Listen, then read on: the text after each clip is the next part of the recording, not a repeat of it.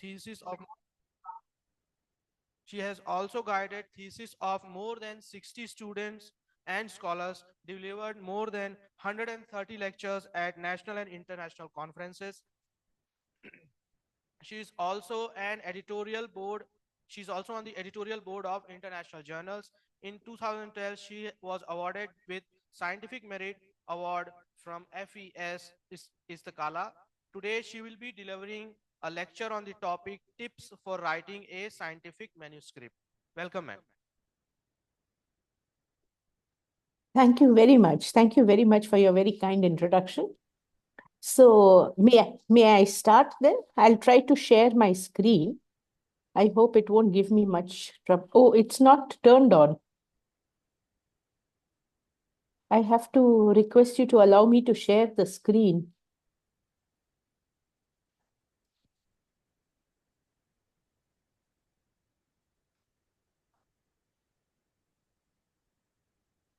Yeah, Nandini, now we can start. It is allowed. Okay. I have to open this.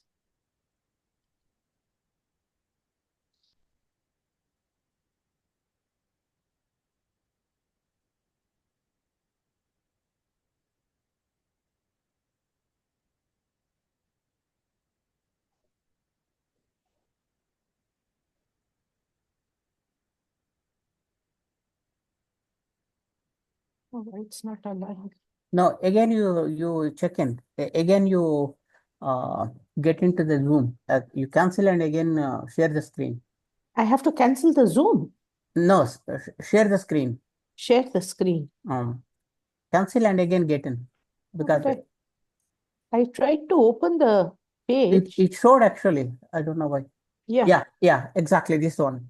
Can you see the screen? Yeah. Now you can also put on mode of presentation. Yeah. Yes. And is it moving? The slides Yes. are. Yes. Yes, Okay. it is moving. Okay. Thank you. Thank you very much. Thank you very much.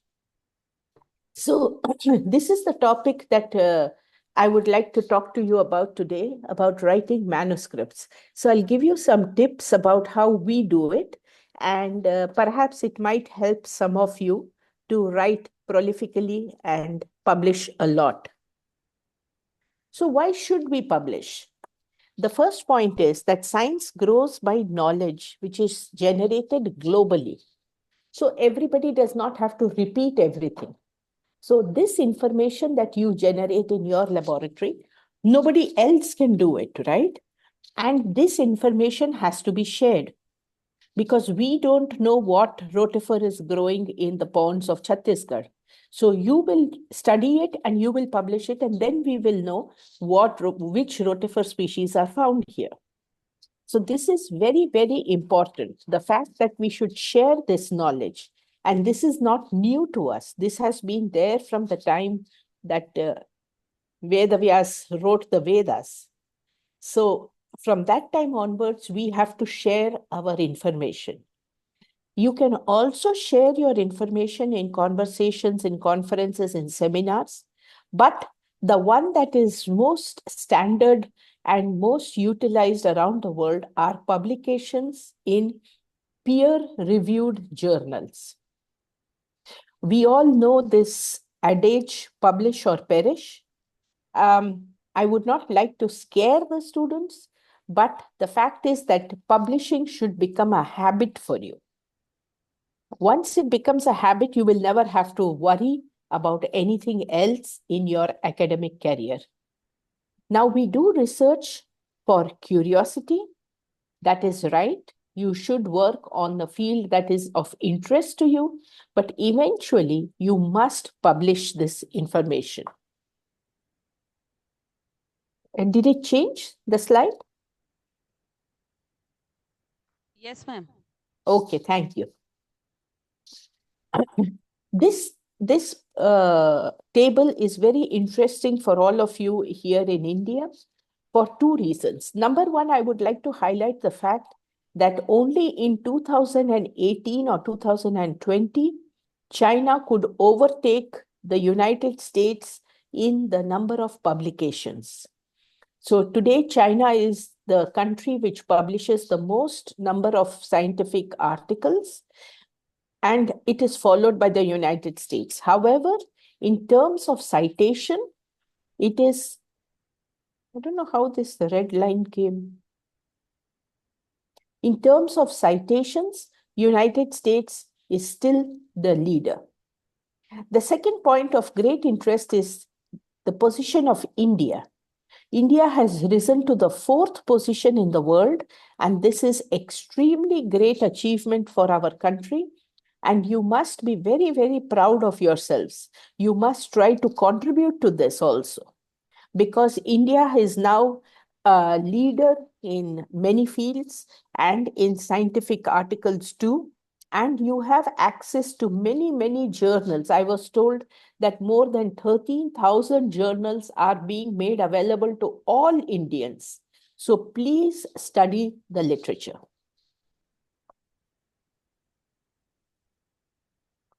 This is not a very interesting right now. I'll just skip these slides. And okay, here, why this line came with us? Just 1 minute.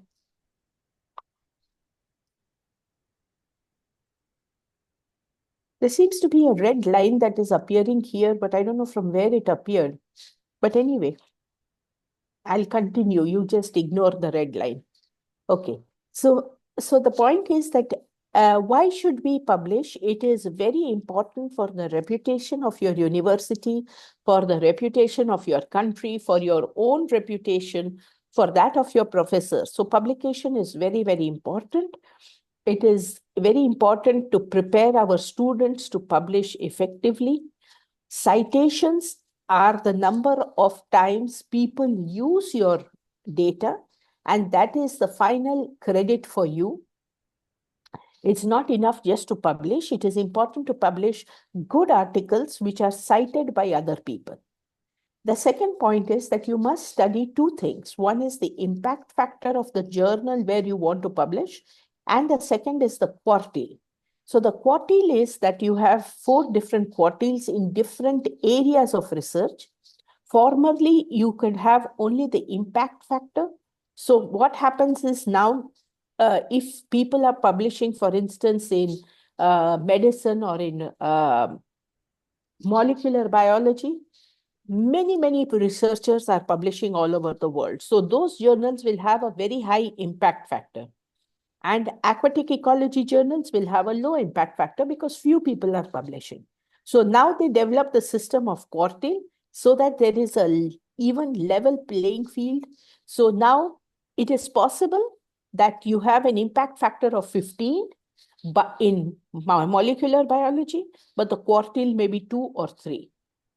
So in aquatic ecology, if you have an impact factor of 8, it will be a quartile 1. So you must pay attention to these details before choosing the journal where you want to publish. You also must be realistic in your aspirations. Do not try to publish your very first article in Nature until and unless you feel that it is something so novel, so useful. Then, of course, you must try.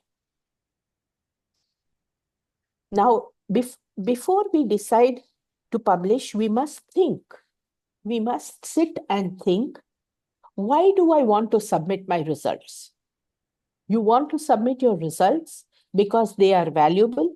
You want to submit your results just because you need an article for getting your degree. So you must think carefully.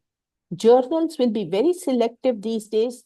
There is a very, very high rejection rate in journals, close to 70% in many journals, 80%, 90% in others. So be careful. Send your work when you think that it is perfect. Be realistic, choosing the journal, and explain to the editor. You have to explain to the editor in 5 sentences why your article deserves to be published. So these things are very important before you start the publication process.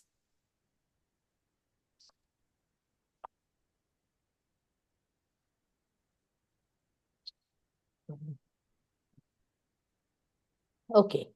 Now, consider this chart. It also indicates how much you read.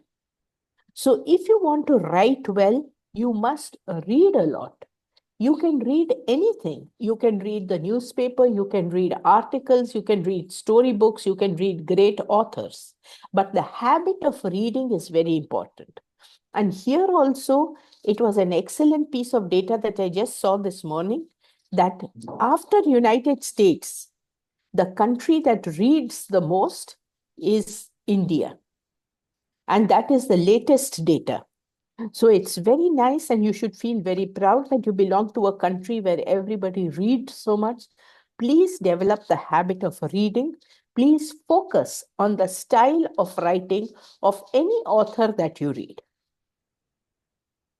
Okay, so now the first journals, they appeared in 1665 in France, in Europe, and one of the very old journals, the Philosophical Transactions of the Royal Society of London, still exists.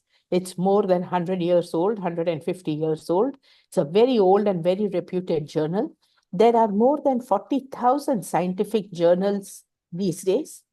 And one of them, most of them could be either open access or non-open access journals. So you will have journals which could be you free to publish or you have to pay. So these things we will discuss now in the next slides. Just give me one moment, please. Don't know what to do. Can you see the presentation complete? Just one moment. I'll just ask you to give me a moment.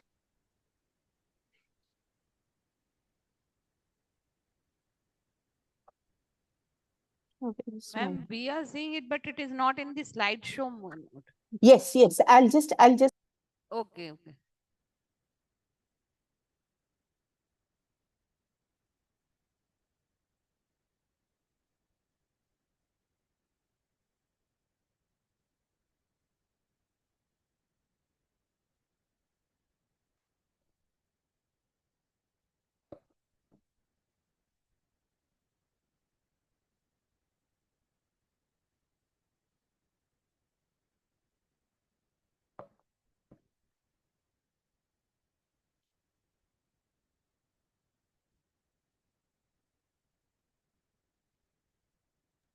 Can you now see? Yes, ma'am. Okay.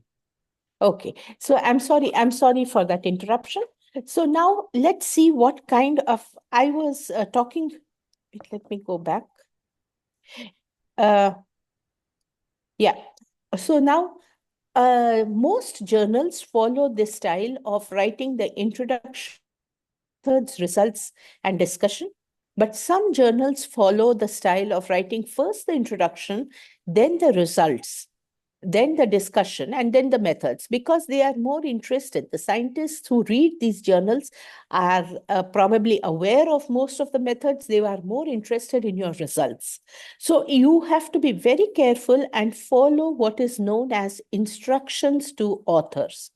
Instructions to authors are given in all journals, and you must follow them completely without fail, so that your article is acceptable and the editor is not perturbed by receiving your paper. Because if he takes a decision or she takes a decision at that point, your article is out of the system. So be very careful how you prepare your work. So now let's see what are the different types of articles that are published. First of all, we have original piece of data and analysis, absolutely original work. For instance, if a young student is studying the rotifer diversity in a pond in Chhattisgarh, that is totally original. Nobody else has studied it. So that is the kind of work that most people publish. Then you have a review paper.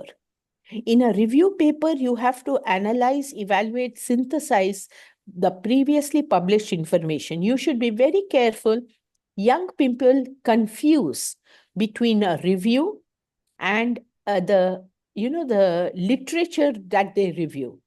So when you compile the literature, that is a compilation. That is not an analysis of the literature. If you analyze the literature and prepare new graphs, show some new ideas, and present the data in, for instance, 50 articles in a different format, that is a review. But just compiling data and saying he did this, they did that, we did this, that is not a review. So you should be very careful in distinguishing this. You must be able to generate new ideas, new paradigms, new theories. Then it is a useful review.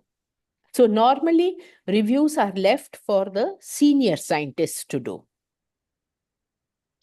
Then you have conference reports and extended abstracts. You should be careful what you publish here, because publication is a they focus a lot on ethics. So what the problem is that once you publish your data in a conference report or an extended abstract, that data should not be published again in a paper. You can only cite that data. So the best thing to do is that when you have to do a conference report or an extended abstract, publish only a small quantity of your data. Don't present all of it. And keep the solid work for the article. This is my suggestion to all of you. Now, how do you begin? You first find your interest. You read a lot. You pay attention to the style of the author while reading. So this is very important so that you will develop a good style of expression, revise the literature thoroughly. Nowadays, since we are already 25 years into this century, please do not cite too many works from 1970s and 1980s. Look at the data, study more, and try to cite research which is more recent from 2000 onwards. You can keep 10% of the citations for 1980s, 1990s. Then you should be cataloging your references carefully, especially young people. This is the time when you should use programs such as a reference manager or EndNote, in which you can put all your references in the computer with a brief explanation of each article. This is very useful when you have to look for adequate citations for your discussion, for your introduction.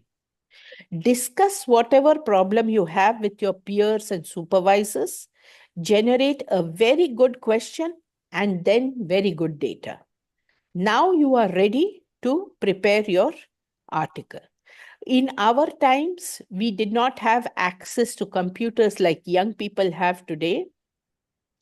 And we had to go through current contents in the library and spend hours and hours to send the messages to the scientists and then wait for days and months for them to send an article to us. So times have changed and these are for the better. Please utilize all the facilities that you have now. Now, what makes an article acceptable? The first point is that it should fit the scope of the journal. Your data may be excellent, but if you are publishing on rotifers and send it to an article, send it to a journal that talks about maybe conservation, it won't fit. So you should be careful. You should be careful how you are presenting your research, and it should fit the scope of the journal. The second point is that the content, the data must be very sound and very good. The quality of the data should be excellent, and most important, the presentation. Like Professor Dumont, who was the editor-in-chief of Hydrobiologia for more than 25 years, he said very clearly, he said, well-presented mediocre data can be more easily published than poorly presented excellent data. So do not lose your data and do not lose the opportunity of publishing just because of poor presentation. Instructions to authors, I already told you about it. It is a section which is there in all journals. You must follow it very carefully. You must read one article published in that journal.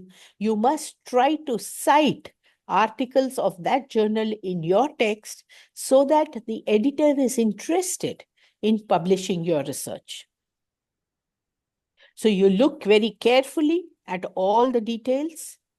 And now you see what are the this part of protocol and thesis, please ignore, but look at only the articles. So these are the different sections that each scientist has to prepare before he tries to send his article.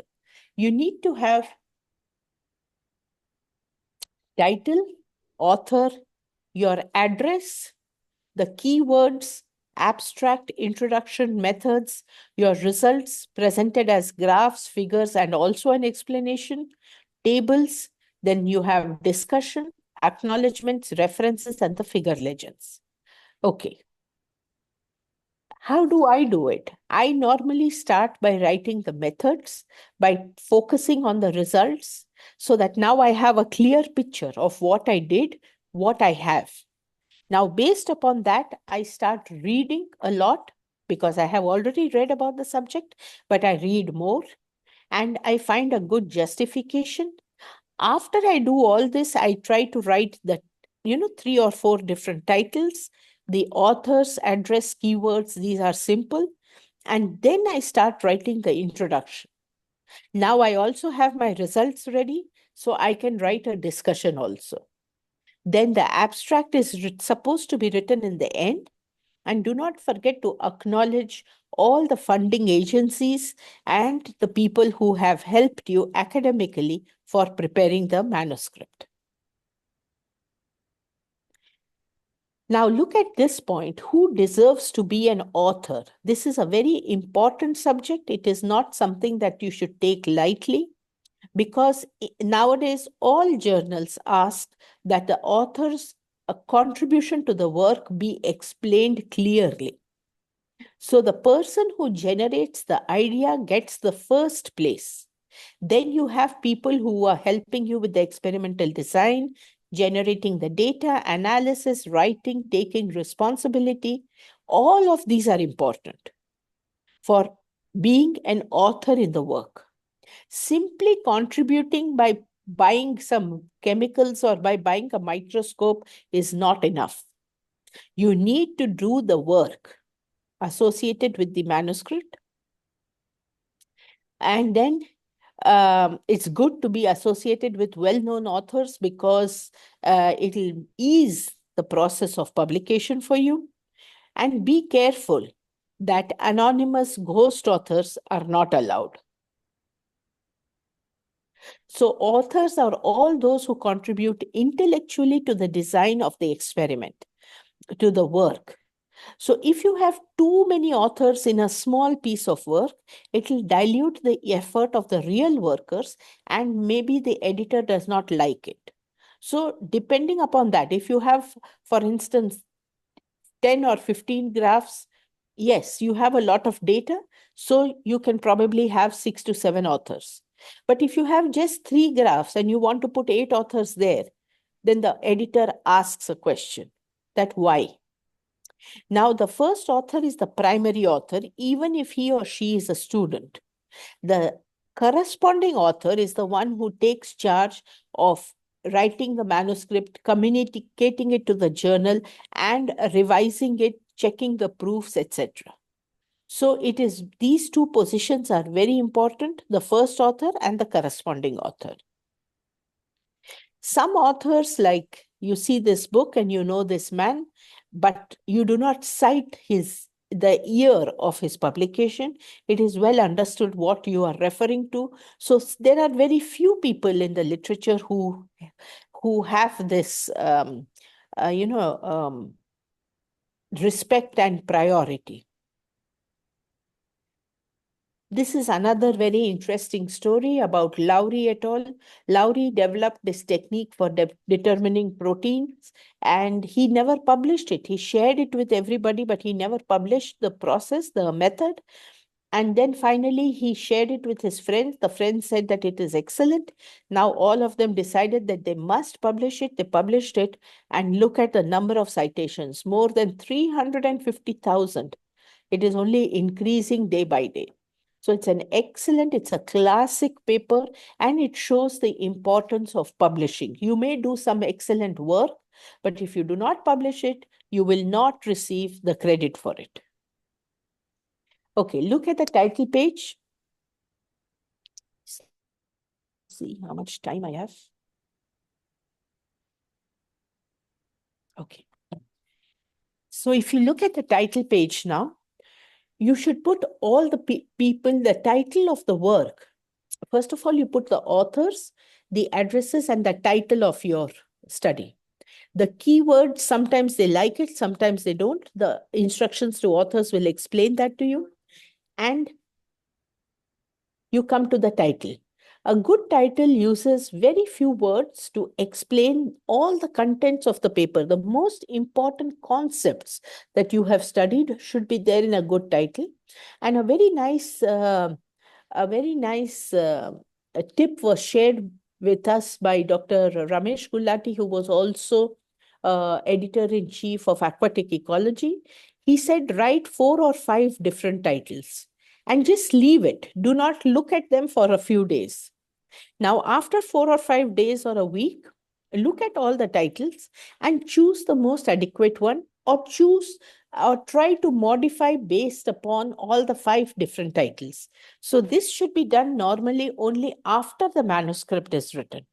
Do not write full sentences in the title. It's just a title, so it does not need to follow the format of a complete sentence. Be careful with the words that you use. Avoid any waste words in the title. Okay, this we don't have to look at. Now you look at the authorship. I already told you that you should be very careful. Who are the authors? The first author, the corresponding author, very important. And then the address. It is extremely important to put the address of your institution and the institution where you have done the work. If it is in your own institution, no problem. But if it is in another institution, do not forget to put your own institution also. Because if not, your institution gets no credit for your effort. So be careful with these details. Now look at this, the activities associated with the research manuscript and the number of points. Many laboratories follow such charts and they clearly put who has done what.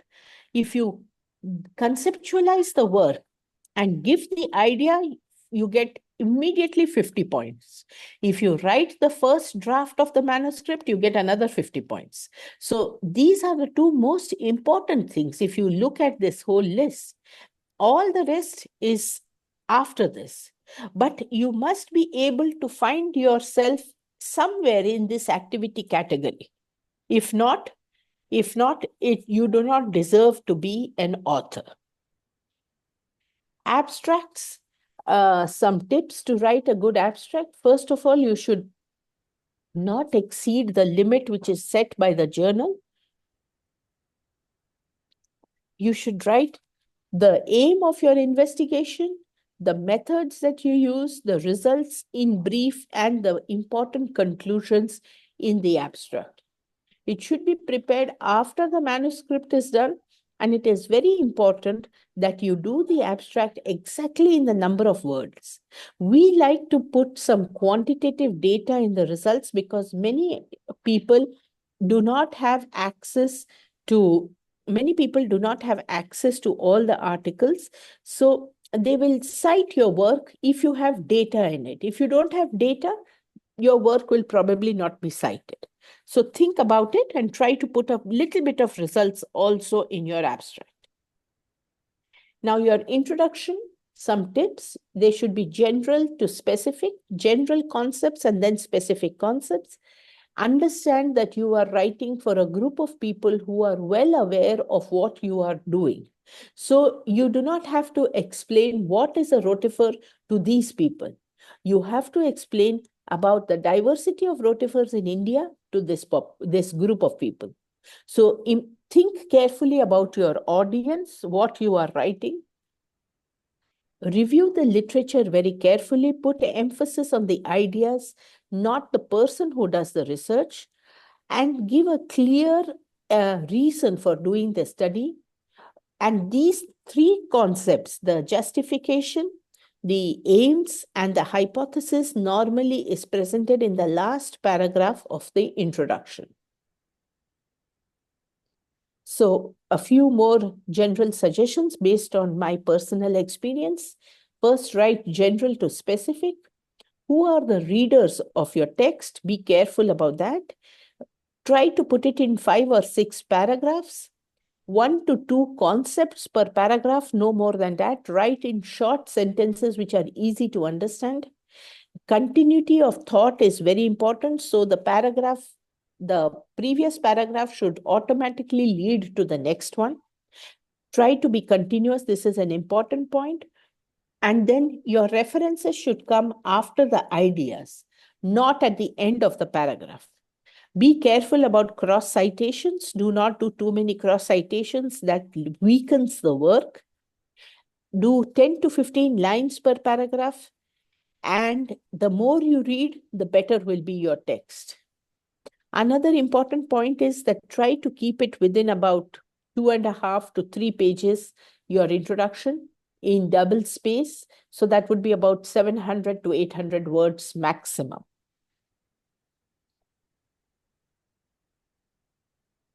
Be careful, that's what we said, that avoid any fancy language, big words. You don't need to show your, your literary skills here. You just need to write very clear, short sentences. If you write in a simple manner, it will be more acceptable and more appreciated.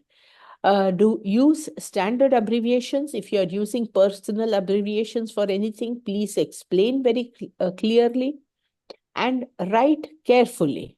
Try to minimize the words because publishing each word is expensive. So if you write in the month of January, January cannot be anything else but a month. So simply say January. So now you have avoided 4 words. We normally suggest to our students to develop their justification for their research by revising the literature, studying 200 to 300 abstracts, and seeing what areas have been well studied and which ones need more study, so that now you have a very clear and a quantitative idea of why you are conducting your research. So this I already told you, that the last paragraph of the introduction is the justification, the aims, and the hypothesis. All these 3 points should be present in the last paragraph of the introduction. Write materials and methods. In Mexico, we explain that do not use the word methodology because they tend to use that. Do not use the word methodology. It means something else altogether. Use complete scientific names and that of the authors, as Dr. Sarma explained to you yesterday with the with rotifers, the names of the rotifers and the descriptors of each species. Then you write in the past tense and write in a logical order. It is possible that you had a culture of Brachyonus caliciflorus in your lab and you did some studies on fish feeding with them. But of course, when you write the article, you should clearly start with the rotifers were cultured from a sample collected in so-and-so lake and in this manner, etc., etc. So it is not exactly in the order in which you do the work, but in the order in which makes most sense. So write carefully about that also.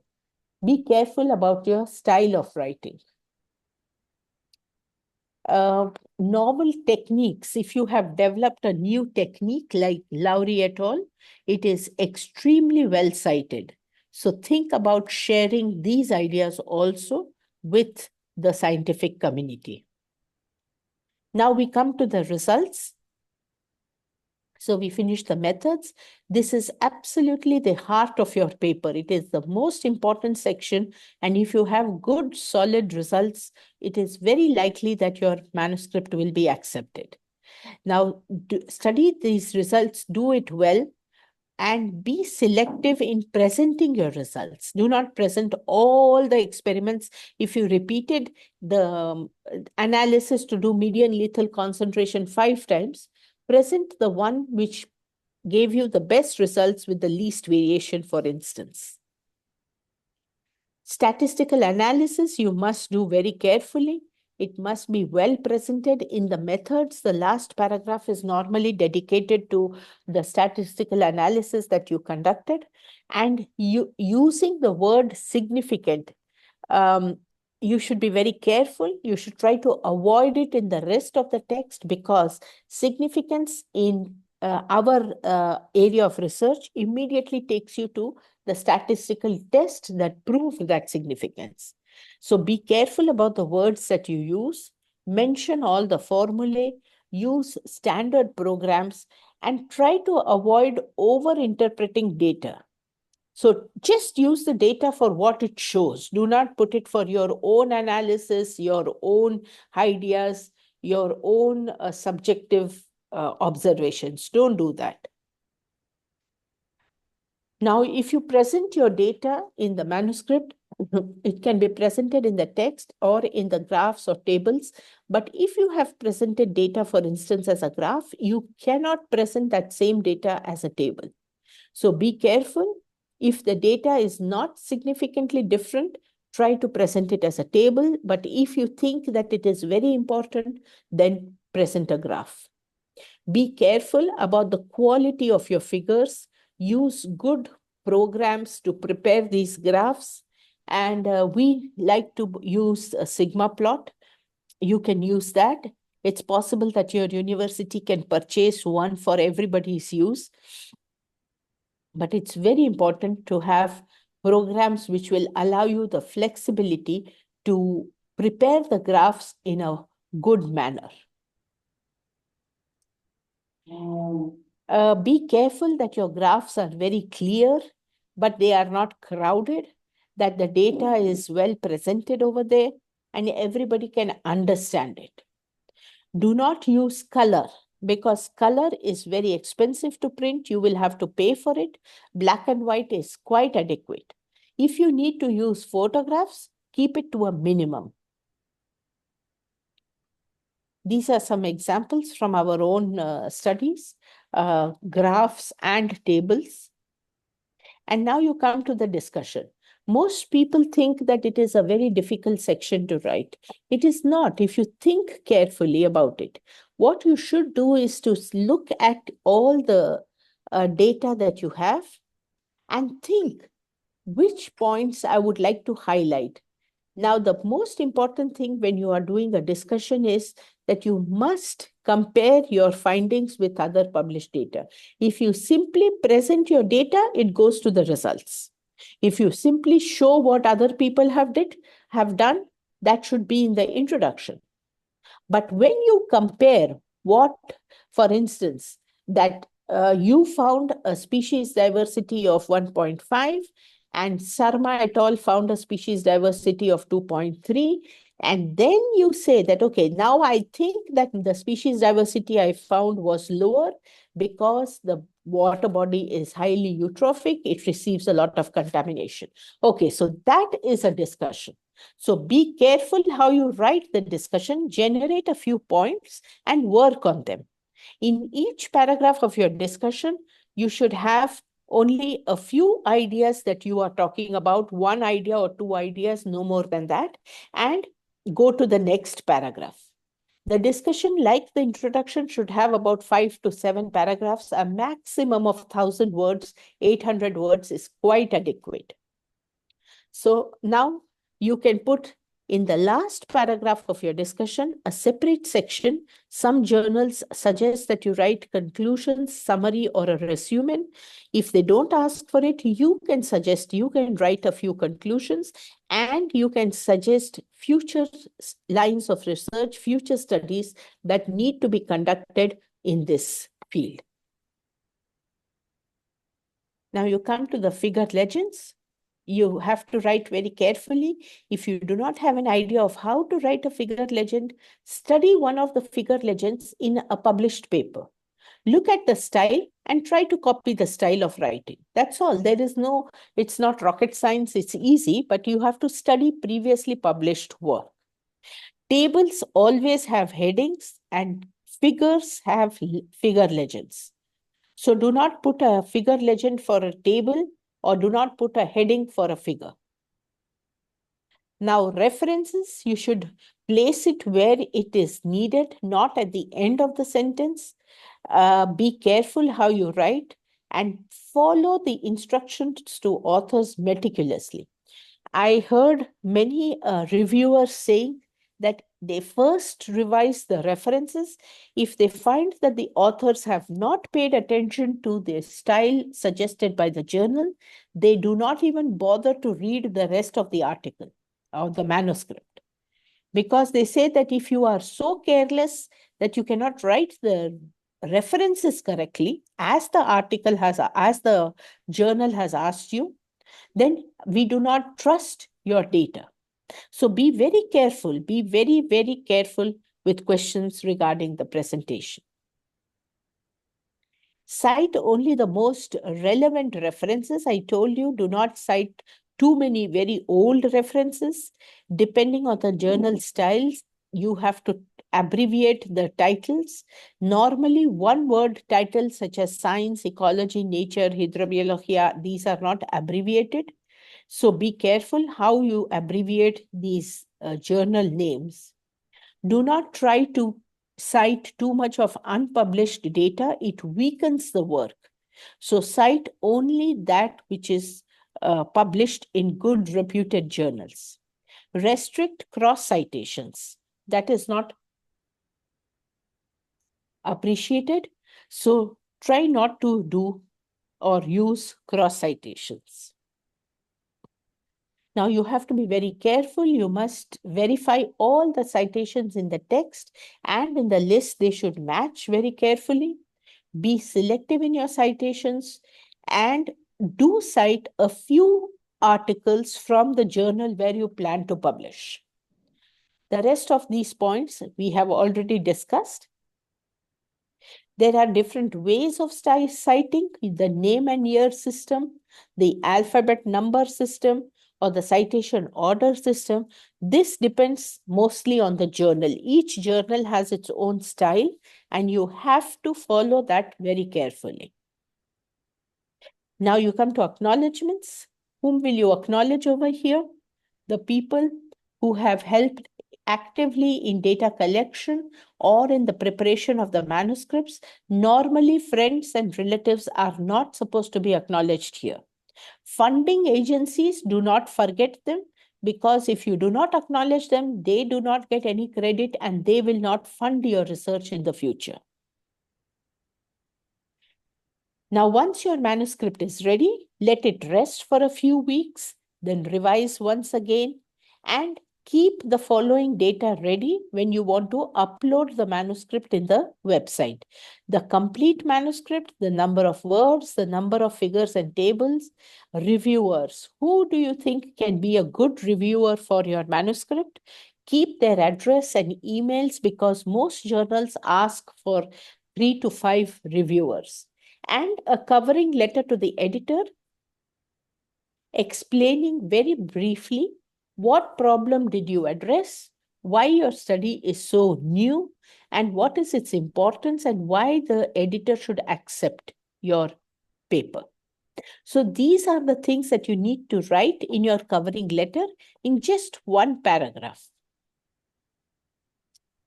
Okay, now check for similarity and plagiarism, because it is not that it is you purposely did it, but many people have a similar styles of writing. So check for that before you send your manuscript to the journal. If the journal detects that sections were written using artificial intelligence or sections are very similar to previously published work, you will get a very bad reputation. So be careful. And for language, please ask for help from native speakers or from people who speak excellent English, so that there are less possibilities that your paper should be rejected. Once your paper comes in for review, the scientists have said that yes, the paper is good and we must publish it, but we must correct it. So you will now have to make the corrections, read very carefully, understand what corrections are being solicited, and absolutely stick to those.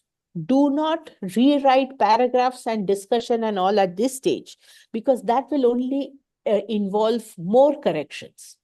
So write very clearly what was the comment and what have you done to improve it. That is very important.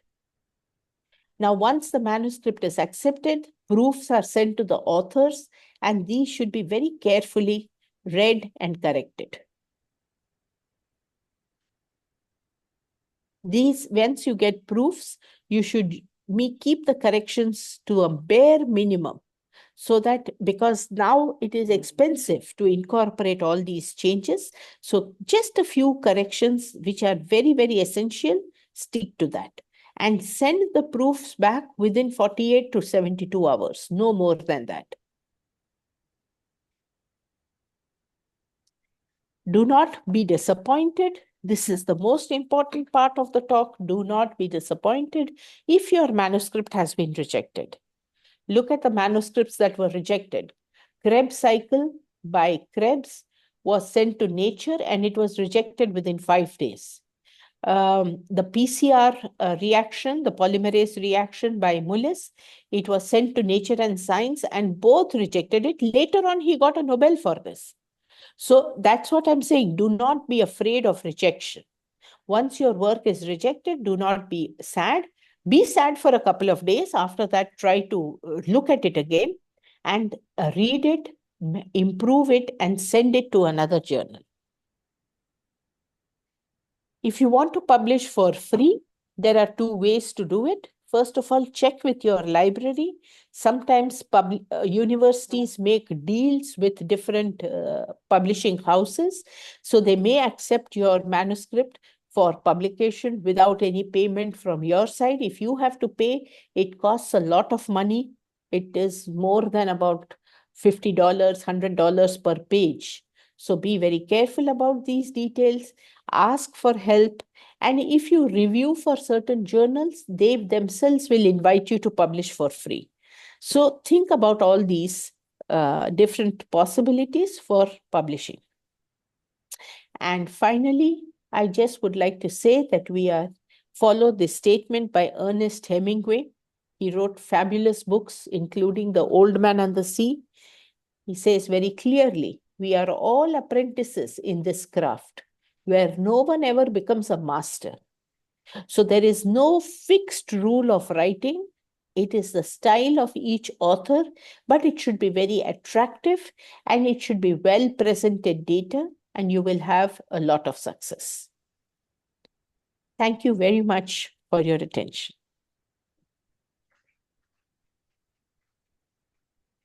Thank you very much, ma'am. Now the session is open for the questions.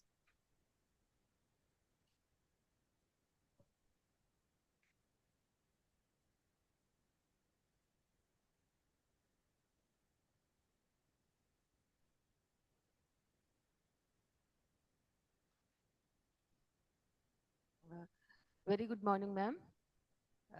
Good morning. Some of the students, they may ask about cross citation. So will you please elaborate for their sake? Yes, of course. What is a cross citation? A cross citation is when you cite a work which you have read about in another study by another author. For instance, you don't have articles by Dr. Sarma, but Dr. Das has read something and she has written a manuscript, an article in which she has cited Dr. Sarma. Now, if you want to cite what Dr. Sarma said, now you are falling into the trap of cross citation. And why do I call it a trap? Because you are now dependent on the opinion of Dr. Das. You have not read the paper of Dr. Sarma completely. So you are limited. And that is why cross citations should be avoided, so that you have access to the original author's ideas and you can make your own judgment based upon that. Okay, thank you. Thank you.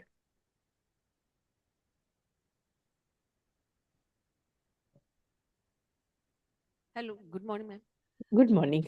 Ma'am, what about the impact factor? There are many websites which showing the impact factor of your paper Yes. and a journal, but which one is? Web of Science is most standard. Journal citation reports, you can see Web of Science, it's the most standard value. But some people also use Shimago. It's up to you.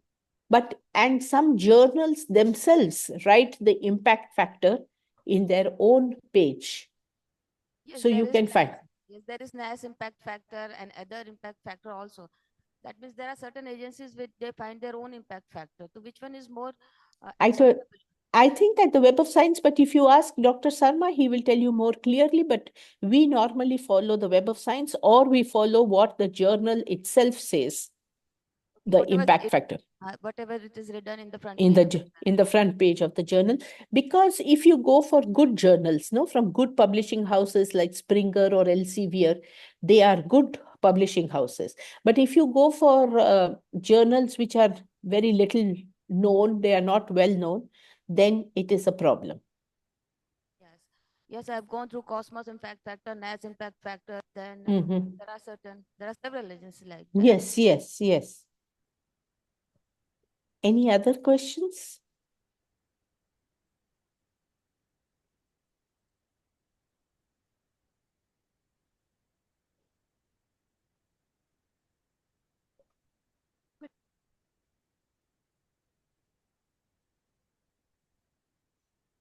Good afternoon, ma'am. Good Ma'am, afternoon. I have a question. As you Yes. tell that we are supposed to read, whether it is a novel or journals or articles. Mhm. I have a question ki how we can implement that. I mean, you said we have to learn from that and then we have to implement it. So, what are the practices that we are supposed to do? Okay, I'll tell you. What I mean is that you must develop the habit of reading. So, everybody says, I don't have enough time, I don't have time to read. But that cannot be true, because you have plenty of time to see all the internet, right? But that is not reading. You have to take a book, you have to read a good article. You may read it on the internet, but it should be a book. Okay, that's the first point. The second point is that try to spend, even if you can spend 15 minutes every day on focused reading. Okay, so you take an article, you take a book and focus. I mean, don't have any disturbance at that time, just read. Pay attention to the style of the author. How is the author expressing his idea? Is he using very long sentences or short sentences? Is he using very big words or small words? So read only the first paragraph like that. Because if you read the whole text like in this manner, you will not have a love for reading. So the more you read, the more you will learn. It is absolutely fundamental to develop the skills that are necessary to write well. Thank Okay? you, ma'am. Thank you so Welcome. much. Welcome.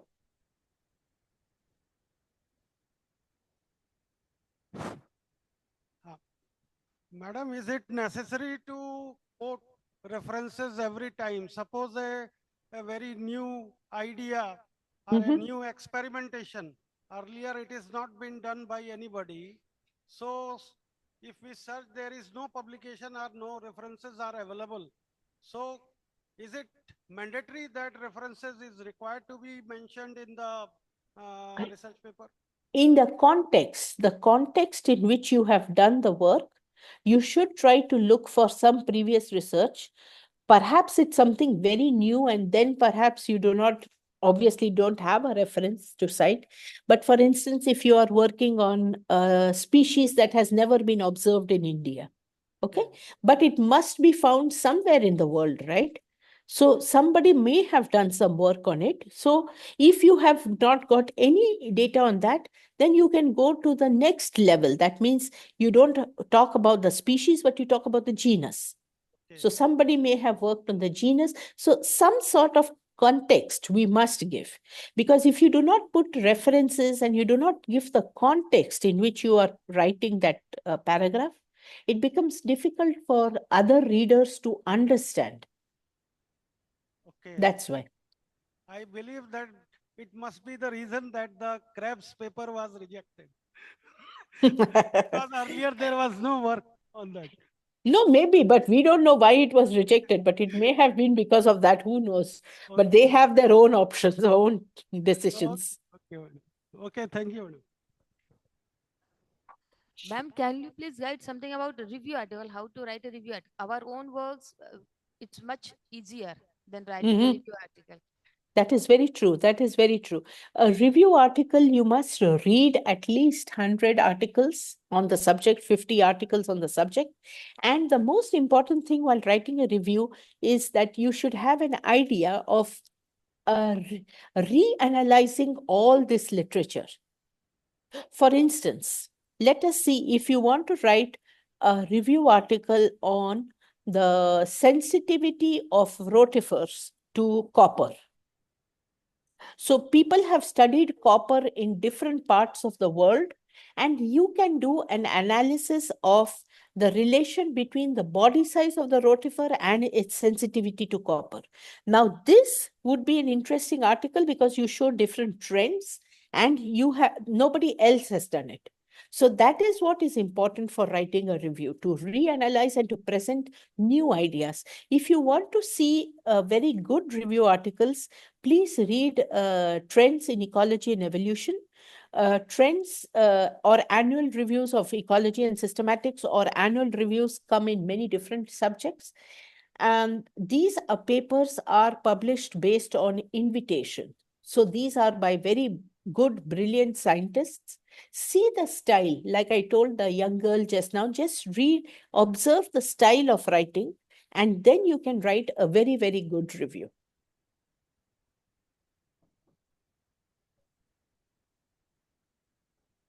Good afternoon, ma'am. Good afternoon. Ma'am, what are the key points for choosing an appropriate topic for manuscript? No, you don't choose the topic for the manuscript. You choose the topic for your research. You choose the topic depending upon your interest. Okay. So if you work, for instance, if somebody says that, okay, if I do the molecular study of spiders, I will be able to publish easily, but I don't like spiders. So then I will say, no, I'm not interested. I want to study rotifers.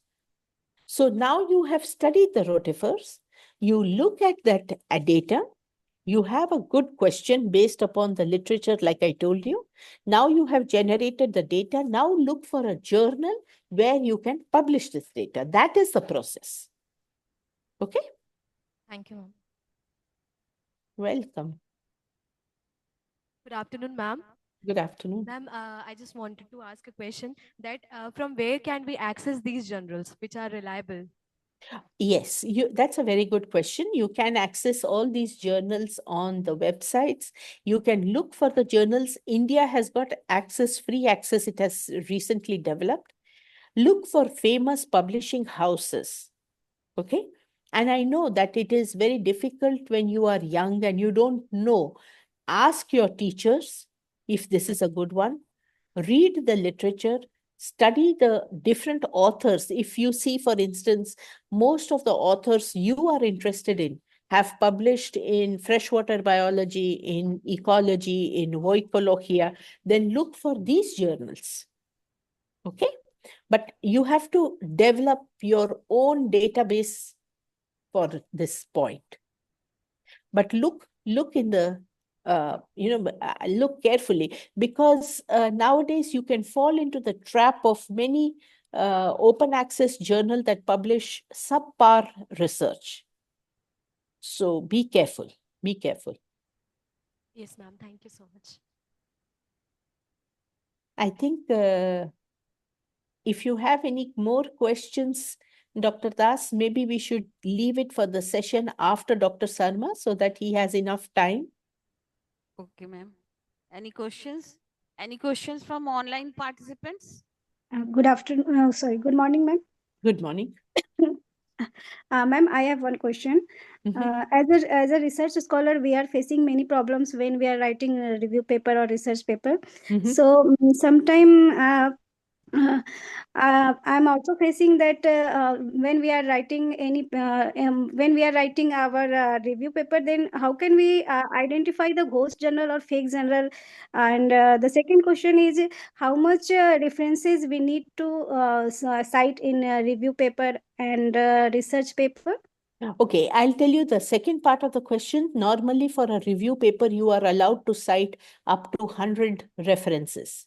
But if it is an original paper, you should restrict yourself to 50 references.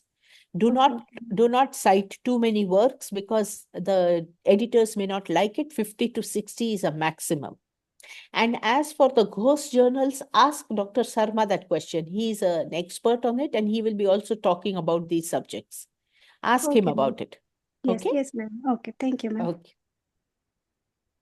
Anyone? Okay, so we Okay. thank you very much. Thank you very much, Dr. Das. Thank And some people have asked for the presentations, Dr. Das. Yes, I will ma'am. talk to you after this Okay. event. See, Sorry, today. ma'am. In the No- morning, I am unable to attend your call. No problem at all. I will talk to you after the session. Okay, thank you. Thank you so much. Thank you very much, all of you, for your attention and for your interest. Thank you, ma'am.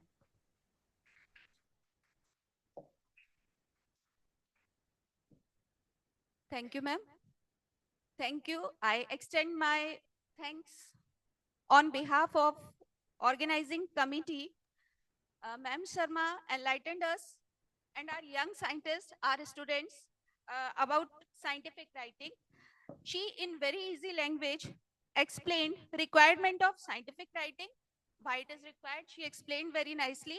I think most of our students have grabbed the terms and conditions, what she has explained in very easy language. She updated our information that India is on 4th position in publishing journals.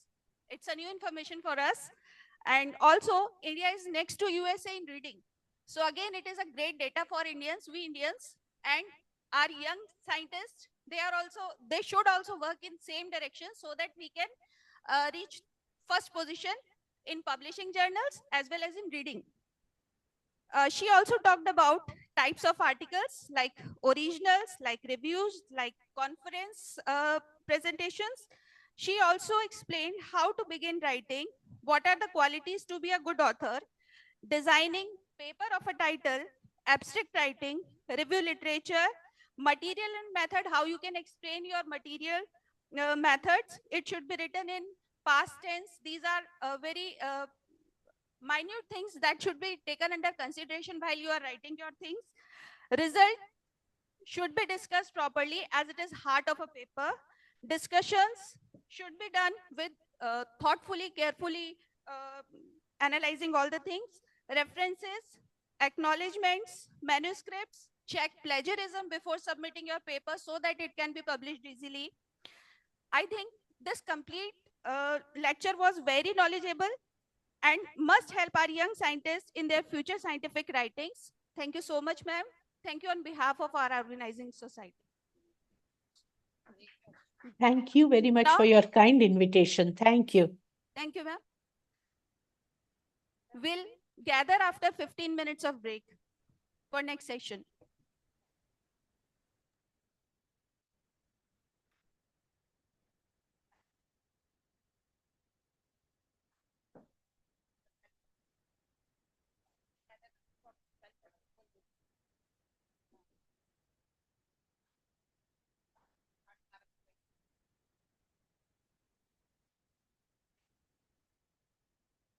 We'll all gather here again on 12:30.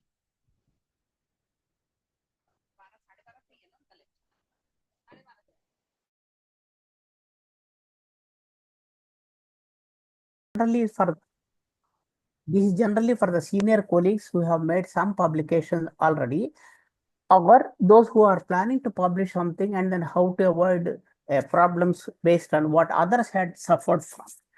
So I would like to give my talk based on my experience with some of the journals with which I have been associated with. But these are not the only thing. There are many more still. Each researcher experiences, each editor, each member of the editorial board, each author, uh, every time experiences something different. So I would like to share with you some of my own experiences. So there are two terms that you get in literature related to the retraction and retractation, which is the correct word. So both are used in the beginning. That is just withdrawal of an article from a journal. This is in short terms. I give the definition, but these two terms are very common. But which is correct actually? So if you check in the literature, retractation is a legal term usually used in the revocation of some kind of contract. For example, somebody wants to sell the land and then later on he doesn't want to sell the land. There is a contract, but we would like to break the contract by paying some money and so on. These kind of problems usually the builders face. They just want to construct huge commercial complexes or housing complexes, but the landowners initially say, yes, we would like to sell. Later on, they withdraw their contract. This is called retractation. Now, retraction is usually a withdrawal of a statement, not rather than a contract. In this case, is more applicable for research articles. Now, if you go to the definition, retraction simply means removing an article from a scientific journal or a record at any time only after its publication. During its process of publication, it is not considered as a retraction, it is considered as a withdrawal. Okay, but we also believe when an article is published forever, it survives in literature, it could be 350 years old, like Dr. Nandini mentioned, the Philosophical Transactions of Royal Society started 1665. An article that published there is still valid, still living, and you can still read and cite. However, retraction is the one that kills. It is some kind of death sentence given to a published article. Now, which are the journals that have this problem? Most journals in the world have this problem. It was not detected before, but because of the artificial intelligence, chat GPT and so on, and then authors don't really write, they get the articles done by artificial intelligence programs, and those are not considered to be original work, and therefore they get rejected, or if they are published, they get retracted. Now, therefore, if you see the journals like Nature, some of the prestigious journals in the world, Science, Proceedings of National Academy of Sciences, Lancet, and these are the top level journals with an extremely high impact factor, they all have suffered retractions. But what happened to the editors? What happened to the reviewers? What happened to the authors? All these are involved in this process, yet they pass through all these processes and eventually surface in the literature, and somebody detects and then suffer the article retraction. In addition, some of the famous researchers or even Nobel Prize winners also have suffered retraction. They themselves retract or somebody else suggests to retract. Now, sometimes you also get some names wrongly printed by the journal. These are not serious errors. See, the journal makes a publication, and then unfortunately some mistakes happen. It could happen in the title of your article. It could happen in your own name. Here is a good example of Hanazato. Instead of Hanazato, it is published in Hanazato. I don't know why he is the first and corresponding author. Somehow he did not check his own spelling, the spelling of his own name. And then it was published as Nanazato. And then somebody detected it and told, hey, you're not the same person as another person. Then he said, no, this I me only, but what I do is I'll have to write a letter to the journal, and the journal corrected it called erratum. But this is not an offense. It is an error, but it is not an ethical issue. So it can be corrected easily. Whereas retraction, if it is done, it cannot be corrected. We will see. How can we distinguish whether an article has been retracted or not retracted? As Dr. Nandini mentioned, it's always good idea to consult the original literature, original article. If you see the side references, you will not know whether it is retracted or it is really functional article. Here you see, When an article is retracted, the journal puts after its publication, journal puts the letters in red letter retracted. All of them use the same word. All of them use red letters also. So first page, sometimes some journals it appears in the article, the first page of the article it appears. For some journals it appears in all the pages, because it could be also misleading. Only first page has a retraction, other pages no retraction, and you consider that other pages are valid. No, the cancellation of the article starts from one page of the article to the last page of the same article. This is generally most journals follow, but some of them follow only the title one. This is depending on it. Some journals also indicate only in their contents. So these all happen before, after the publication. Before publication, the journal article looks like completely normal. Okay. Now we go to the next one. As I mentioned, that publication, once an article is published, it survives forever. That is our normal belief. But it doesn't die, but it can be killed by the legal hanging or by what we call a retraction. Once an article is retracted, you cannot cite that it is not a part of the literature. But anyway, I'll just come with that point later on. But if we see the first historical perspective, the first retraction by Galileo. Galileo said there are two terms that use geologists, geocentric and heliocentric. Geocentric means the earth is the center and sun moves around. Heliocentric means this, the sun is in the center, earth moves around the sun. So in good olden days, Catholic Church in Italy did not believe the earth revolved around the sun, that they did not trust. But Galileo trusted. So he said publicly that this is heliocentric point of view, which must be respected. So the church jailed him. Because of the old age, they put him in the house, but again put him in the house arrest, and finally died when he was in the house arrest only. So he did not change his opinion, but they forced him to change several times. Eventually, they wanted him to retract.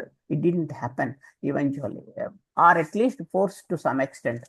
Now, the real retraction of the opinion happened in 1756 in the philosophical transactions. There are two famous persons, Benjamin Wilson and Benjamin Franklin. Benjamin Franklin, you probably know very well. And the articles of Benjamin Franklin were not trusted by Benjamin Wilson. They were friends together before. Both of them are members of the Royal Society, fellows of Royal Society in London. But somehow Wilson did not believe in the beginning the articles, the opinion of Franklin, and then much later he retracted his own opinion. When he retracted his own opinion, it got published in this journal. Now, since 2012, and Foreman has made a summary of many retracted articles, how they are all retracted. This information is available in detail. And now, unfortunately, Proceedings of National Academy of Sciences has published an article stating that since 2007, there is a global increase in the retraction, in the number of retractions. Independent of the area, all over the world it happens. It has been happening. This is because people are aware, users are aware, which is copied data, which is unethically collected data, which is written by artificial intelligence, and so on. Okay. Now, there is another word recently developed that is called expression of concern. It is not a retraction, but it's some kind of warning. So expression of concern is issued by a publisher or an editor stating that he has got some serious concern about some articles in the journal. And that statement they make in the journal itself, so that the reader should know about this one, that some articles have got serious problems, but they do not have sufficient elements, they do not have sufficient evidence to retract the article at that stage. However, if they have further evidence that the authors have copied from other source, then it can lead to retraction. Here is a recent example of Adel, one author from the United States. He has got double affiliation. One is in Florida, another is in Miami. He had published 375 articles or so, or even more. of which 116 appear in a single journal. This is the American Surgeon Journal, and the editor detected some anomalous writing in this manuscript in the articles. Therefore, he said this is expression of concern, but he doesn't have any evidence because it is properly reviewed. It might be a manipulation of the reviewers, but still it could not be definitively established. So they suspected that it could be a case of expression of concern, and it is left at that stage. Still, investigation is going on the background. Now, expression of concern legal terms equivalent to sometimes the judges in the court they have reasonable doubt that that somebody has taken. Usually, it happens for the politicians. They take bribe, but they don't. But we have no evidence that they have taken bribe. But we know that they have taken bribe because before election and after election, you see the property they have could be 10 times or even more. So something unusual is happening with their property. So the judges believe that yes, there is a reasonable doubt, but they have no evidence directly to convict the accused. So this is the same thing for a journal. Expression of concern is the same. We know that there is some problem with the manuscript, the article published in terms of the data or some other thing, but we have no evidence from where he or she copied the data. So now if you see the global trends, as I mentioned that it has been unfortunately increasing all over the world. And the largest retractions unfortunately happened 2023 and 2024 data we do not have. I'm waiting somebody to write an article to utilize that information. Then Institute of Electrical and Electronics Engineers of the United States is very famous. It has retracted more than 7,000 works in the last 5 years. Unfortunately, the reviewers failed, the editors failed, the associate editors failed, and the whole team of the journal management administration failed, and therefore they had to withdraw. And some authors published it's nothing unusual, and some every 5 years by Saturday they communicate an article. Monday they start working. By Saturday an article is communicated. So if that is a velocity of article publication, somebody could suspect maybe something unusual in this. So if you go to the large scale retractions, go for example, Nature mentioned about nearly 14,000 retractions have happened uh, in the of articles published during 2023 all over the world, and unfortunately 75% of them have Chinese co-author. We don't know whether Chinese is involved and created this problem, but somehow the Chinese co-authors are involved in more than 75% of the retracted articles. There's something suspicious is going on. Dr. Nandini already mentioned about so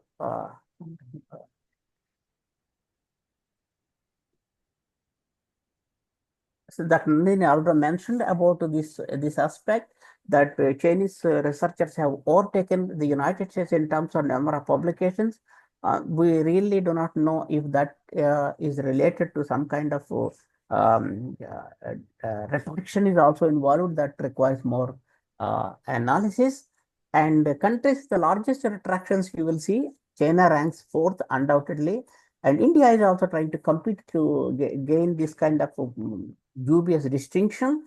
And Saudi Arabia is the one which is known for the largest number of retractions. In terms of every 10,000, 30 articles have been retracted. This is what we know. And Pakistan, Russia, and China, Egypt, Malaysia, Iran, and so on. So they all have different degrees of share in retractions of the world literature. Something anomalous is happening in their works. Now, Saudi Arabia, why it has landed into this kind of problem is because of false authorship. 56 articles in a single stroke were removed from a journal because their co-authors were added. Dr. Nandini mentioned already this is an ethical issue. You cannot add co-author name of any person, any colleague, if he or she has not done anything. If that is added, then it becomes more complicated. You can add the entire classroom as co-authors and publish an article. That is not correct one. Ethically is incorrect, and if somebody detects that could lead to retraction. What happens in this case is that in Saudi Arabia, for a medical degree, every medical student should publish an article. If he has not published, he or she, if he has not published, he will not get the degree. Therefore, for one article, they keep on adding the dozen students because all of them should get the degree. And somehow this truth came out, and then some of the authors mentioned, co-authors mentioned, hey, I have not contributed to this article, but my name appeared, and somebody put it there. Maybe a corresponding author has added. So anyhow, one of the authors indicates that his name was illegally added to that. That is sufficient element to retract the article. So there are several steps that I will mention now. Before that, I would like to take you to, this is genetics paper. This is another problem. Do not fight with the government. What happens in this case? Chinese researchers went to the this Tibet. They consider as a part of their own land. It's okay for me. It's not a question of contention on this platform. But they have taken blood sample from 120 typical Tibetans, and then they found that their DNA is different, and some conclusions were there. You will see that the problem with this one is that if they say that their DNA is different, then Tibetans will say that we are a different population and we are occupied and so on, they can create some problem. But if they say that it is very similar to other Chinese nationals, then they fight with that, no, no, we are different. Either way, it is a problematic situation. Now, what happened here is government somehow wanted to suppress this article. Chinese government came into play and then demanded the journal to retract because the blood samples taken from the persons, the Tibetans, were not informed for what purpose you are taking the blood sample. They were not informed. Is it that just to know the blood type or some other reason? So they were not informed. That is a pretext, or that is the reason why the Chinese government involved in this one and forced the journal to have the retraction. So sometimes the governmental agencies involved in this kind of process as well. Now, the Lancet has detected also 10 years old information, an article published 10 years ago, and 10 years later, they detected some kind of duplication in the publication. One article was published earlier with some data. You will see some of these authors again, they of Chinese origin, and then whatever may be the reason that they consider the duplicate data appeared into different articles, into different journals, into different periods. So retraction can be done at any time, even if it is 20 years, 30 years, 40 years old data, also that retraction can be possible. But there are certain other conditions you need to fulfill for retraction to be effective. So this is a prestigious journal, you know, it is one of the, some of the impact factors of Lancet, for example. Those who work in the medical field know, and it is very extremely high. Is nearly 170, and 2 years ago it was 240 or so. It fluctuates a little bit, but never falls to very low level. Okay. Now, this is another colleague from Bangladesh, and he apparently he is a computer science scientist and has got a good knowledge of computer software programs and so on. And Muhammad Shahuddin has published more than 100 articles when he was in the Southeast University in Bangladesh. That must be appreciated. That's the thing. But there is a problem. 130 articles that he published in this very short period of time, it caused problems because usually people who check your CV, they check if you have a 300 articles, you have at least in seniority in science, maybe 30 years. Otherwise, it's not possible to publish so many. And in 5 years, he published 130. In 10 years, maybe 200. In 5 years, could be maybe 1,000. So this causes some kind of concern for the users. Sometimes users they act as spies. So in this case, somehow the Web of Science detected that there is some problem with this number of extreme high publication rate, and then they check the citations also the very high, and then they check the reviews on Publons, and then they are all acceptable. Somehow they cornered him, and they said, look, there's some problem with your article. So what is that? He admitted, he has done plagiarism, that is stealing from self-plagiarism, or this called auto-plagiarism, or you can also collect data from another article or your own article and put as a new something. So at least 60 of the articles he admitted, but very cleverly, every manuscript, when you submit to a journal, it passes through a kind of anti-plagiarism detection program. There are about 30 programs available commercially. Most journals have 4 or 5. Our laboratory also, we purchase on our own, and then we check the students' thesis. Sometimes they copy from some source and then put us into problems. So we check the thesis completely. Our university also does, it has its own programs apart from our individual programs. And now this is what it does, is a paraphrasing software that it takes one sentence from one author, another sentence from another author, third sentence from another author, and put all the 3 sentences into one and put the author's name, your own name. So this is a mosaic type of, this called mosaic plagiarism is common, and it is done by artificial intelligence very fast. So many software programs, anti-plagiarism software programs cannot detect this one. Who can detect? Only a subject expert who is reading this one knows the first sentence is said by X, second sentence said by Y, and third sentence is said by Z. And now we will come to know that this man has copied all the 3 sentences and owned the 3 sentences as if he has said it. So this is the thing that it causes some kind of alarming among the scientific community if you make enormous production in a very short span of time. Uh, this is now Mexico is not an exception. I do not have to say that other countries are responsible. We also have this one. This is a conflict of interest. You will see here an article was published in 2020, and it said there are several authors, two of them, all authors collectively have said that COVID infection is less frequent in smokers or tobacco users. But in reality, the smokers are the ones who suffered most because respiratory damage has happened, happens with the smoking, and this COVID virus specifically attacks the respiratory system. And that is why India, like many other countries, during the peak COVID time, we had a shortage of oxygen. That we need oxygen, they had problems with the respiration, they could not respire. And this is a problem. So people suspected, how is it possible that the smokers survived better than non-smokers, especially with reference to the COVID? So this doubt appeared in literature, appeared in magazines, appeared in daily newspapers, and so on. And finally, they detected that these two authors who are in the um, these two authors are from Mexico, but there is a problem. They are funded or they are receiving salary from a tobacco company. Therefore, they have to write, at least people believe they wrote in favor of the tobacco company, because if they write that smokers die faster, the company will throw them away, will not give them any funding.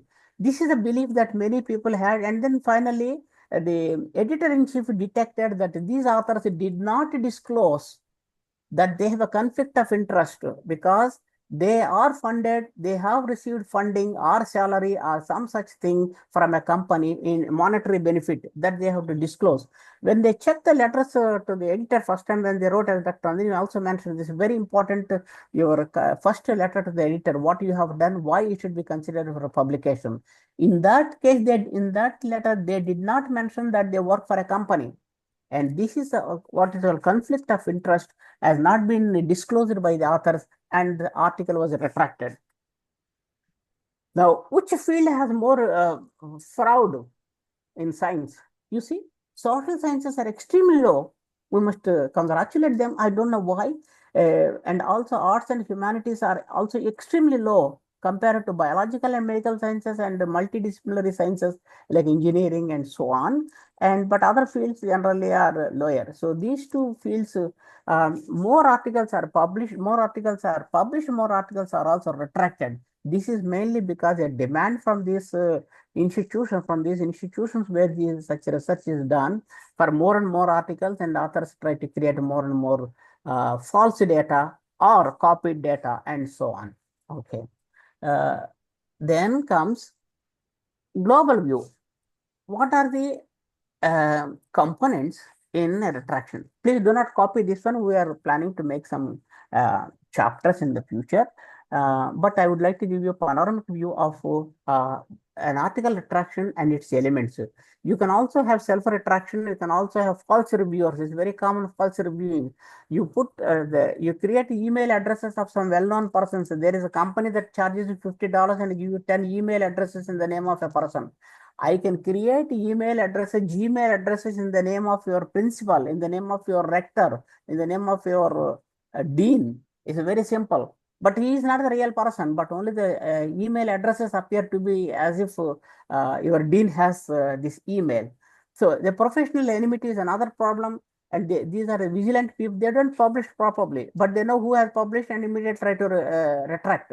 Ask for the journal to retract. And the lack of data reproducibility is very important. You publish an article and ask for the raw data. Somebody asks the raw data, yeah, I need the data. I want to verify whether your statistical analysis is correct or not. If you fail, then article is withdrawn later on. And retraction, remember, retraction applies to all authors. If you have an article has 1,000 articles, 1,000 authors, co-authors, all of them will get the same treatment. Article is withdrawn means all of them suffer. Then this is another problem. The unethical problem is happening these days. A retracted article should not be in the literature, but unretracted version, that is just before retraction, maybe the article in the normal form, they upload into the internet. Students who are lazy to consult the real literature, they do not go through the journal, just see only whatever is available in the Google, as Dr. Andy mentioned also about it, simply they download the article and cite it. And sometimes after retraction, the number of citations is higher than before retraction. You will see that one.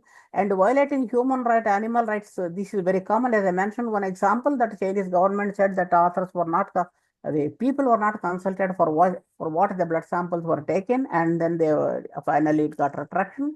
And the retracted article continued to be cited. It's not good, but authors do not bother about it. And the retraction of abstract is also possible. And the media outrage is very important. This I will deal with some of them which are yellow in color. I will deal with them.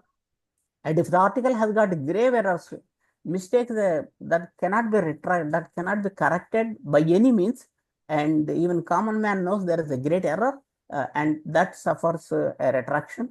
And in some cases, very few retraction and republication is possible.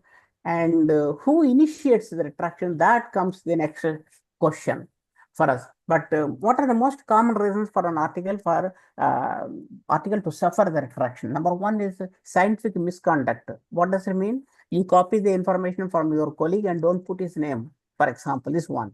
And failure to provide basic information, that you provide a lot of data, lot of graphs, but somebody say, provide me the raw data because I want to reanalyze the data. You won't provide.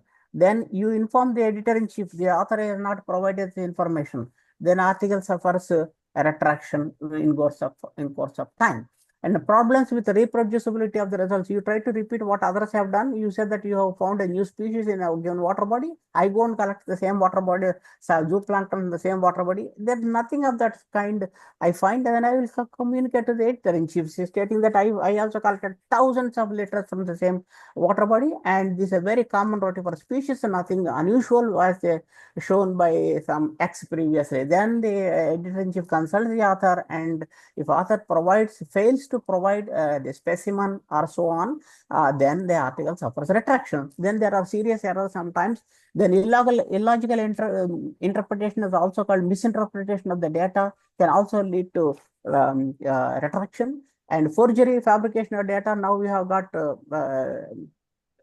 ChatGPT then can create thousands of sets of data and in a very short span of time. And if you use inappropriate language, also can suffer. This is very important. Dr. Nandini already mentioned about how you have to address your data, your results, how you describe. And then fake reviewing is another problem. This is common in mostly reported for researchers from Iran. And then they don't do any punishment to the authors apparently, and then they continue to do this kind of things. And plagiarism and self-plagiarism, as I mentioned already, duplicated concurrent publications. When both Dr. Nandini and myself, we are in some different journals in the editorial board. One Chinese author has submitted a manuscript at the same time to two different journals, and Dr. Nandini received one for evaluation. The same manuscript I received for evaluation. This concurrent publishing, concurrent sending is unethical, but we found one such case. And the professional enmity, there are some people who look the opportunity to bring down upon others to see why they have published. And predatory collaboration and is another problem that you do not collaborate with your colleague because your colleague is not influential. But you collaborate with somebody else, but use your colleague's data. There are some examples. Some of the famous people were caught in this one, and ethical issues handling. The Human or Animal Rights Commission in India is very strong. Also in Mexico, so they can simply force you to withdraw the article, to retract the article, not withdraw, to retract the article. And copyright infringement, the journals insist on certain things. You pay money for example, the journals like Nature, if you publish one article, it costs you approximately 900,000 rupees. 900,000 rupees is close to 1 million rupees for one article. So that's the cost. And if you agree to pay and then later on you do not pay, then the journal has a right to cancel your publication or even retraction of your article. And you have to declare conflict of interest when you are submitting an article. As I mentioned, this is an example. And other related stuff. But here is an interesting one. A German scientist has got a record breaking of nearly 200 retracted articles. He's still publishing. I don't know how and how it is permitted and so on. Now, another such thing is Japan. Fuhi published nearly 170 articles, and he involved two of them. That is, you will see here, he is a first author, and then he involved these two, stating that, hey, join me in the article, we can publish it. These two joined him and detected the fraud. The data are fabricated based on a few individuals, but they said they enhanced it to maybe 1,000 individuals. So in order to have a statistical resolution, but they were caught. They're all data fabricated, no such thing like what they mentioned in an article, and then all the articles were withdrawn, not just one, 172 articles in this case, and nearly 200 articles in this case. And there are also from Australia and from Japan, and then from Iran is, as I mentioned, in a physics fake review. They put their own colleagues' names, sometimes their own names, but create emails and Gmails and somebody else, and then some famous people. They themselves received the manuscript for reviewing because they have the password. They created the email, but in the name of somebody else. Okay, so this is also common, and then but they're caught. Well, the consequences here, as I mentioned, that some of the articles were uploaded.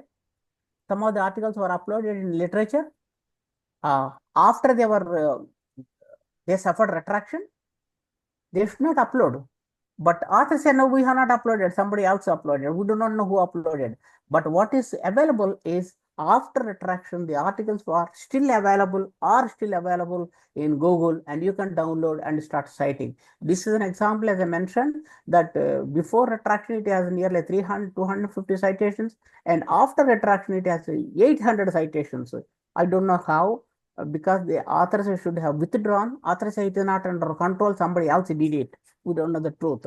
Now, retraction, other characteristics, quickly I go through because there are many here. And it's a legal death of an article, and it is not possible to undo. But recently, we have found 2-3 cases. The legal threat to the journal, it can derail the whole process. This is something that we have recently seen. And then, as I mentioned, the retraction applies to all authors, not the corresponding author alone. If there are 100 co-authors, all of them have the same problem. If one of the co-authors, 1 out of 100 say, hey, there is a fraud in the data, finish. The article suffers retraction without any other consideration. Okay. Retraction can still happen if co-authors do not agree. It generally happens in legal terms, right? That a murderer says that he has not murdered, but if he agrees, he doesn't agree. If there is evidence, finished, the judge has to punish him. So this happens also for a journal. Author say, no, we have not fabricated the data, but still the indication from the article suggests, the indication suggests that they have taken the data from some source, or statistically is not correct, or the data collection is not ethical, and so on. It still suffers retraction. Whether authors agree or not, it doesn't matter. Okay, then retracted article should not be cited, but is being cited, and this normally treated retracted data as a part of invalid literature, so it shouldn't be cited. And retraction is possible only when the article is in the public domain. That means that it is available in the form of PDF or any other form in the open access. Directly you can download, or you can pay and then download. That is public domain. That means available for everybody, with or without cost. But if it is still the article is not in this form, that is inside the journal itself is in the process, and then that is called withdrawing. That is not considered to be a rejection. Rejected, that is not considered as a retraction, but considered as a rejection or withdrawn. And as I mentioned already, retraction can happen at any time after its publication, maybe after 10 years after its publication, 20 years after its publication, during the proof stage, during the corrections of the proof, anytime it can happen if it is detected. Now, there are also some consequences of retraction.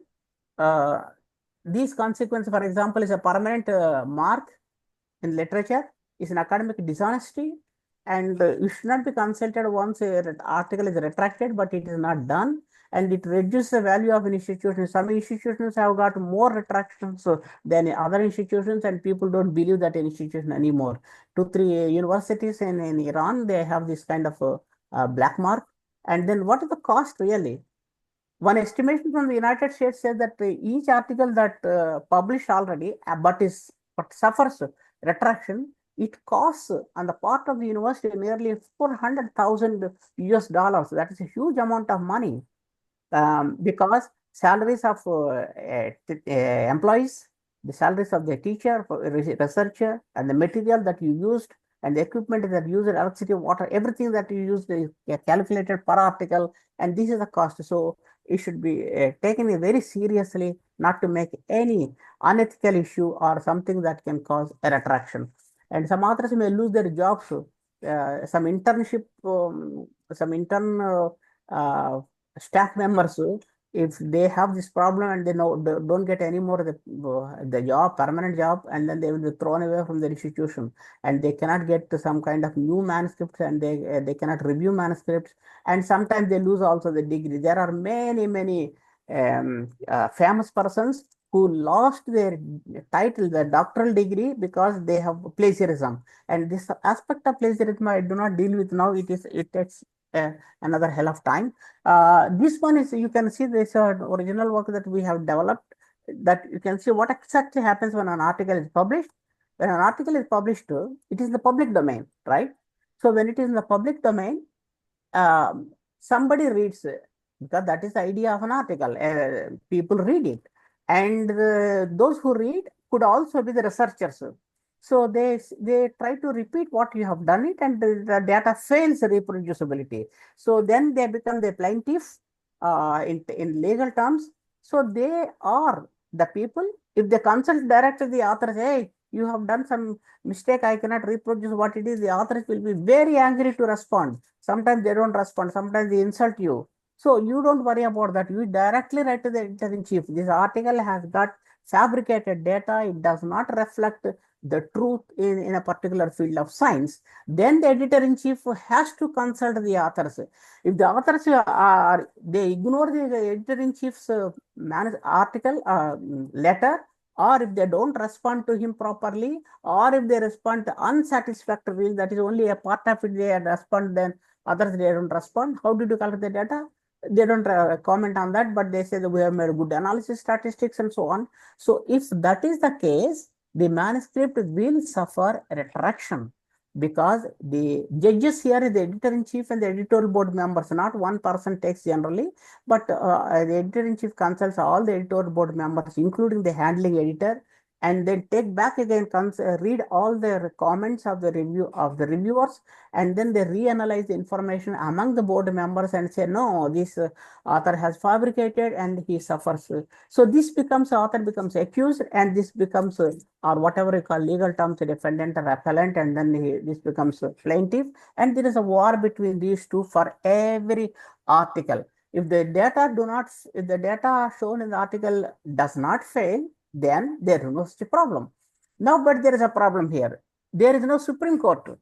Beyond what we have, the academic justice is only the editor-in-chief or the publisher, no more than that. But there is a problem now here, that civil courts are threatening this entire process. Okay, now we have seen here one example. Harrison published one article. No, Harrison published one article, and authors review, some readers, they said, no, the article must be retracted because it has got a lot of errors. And then the author said, hey, I'm going to put a case against you, against the journal. The journal doesn't want to fall into the trap of sending its own lawyers and then finding out in the civil court it is a headache. They simply said, okay, we are not going to withdraw, we are not going to retract the article. Now the pity is like this.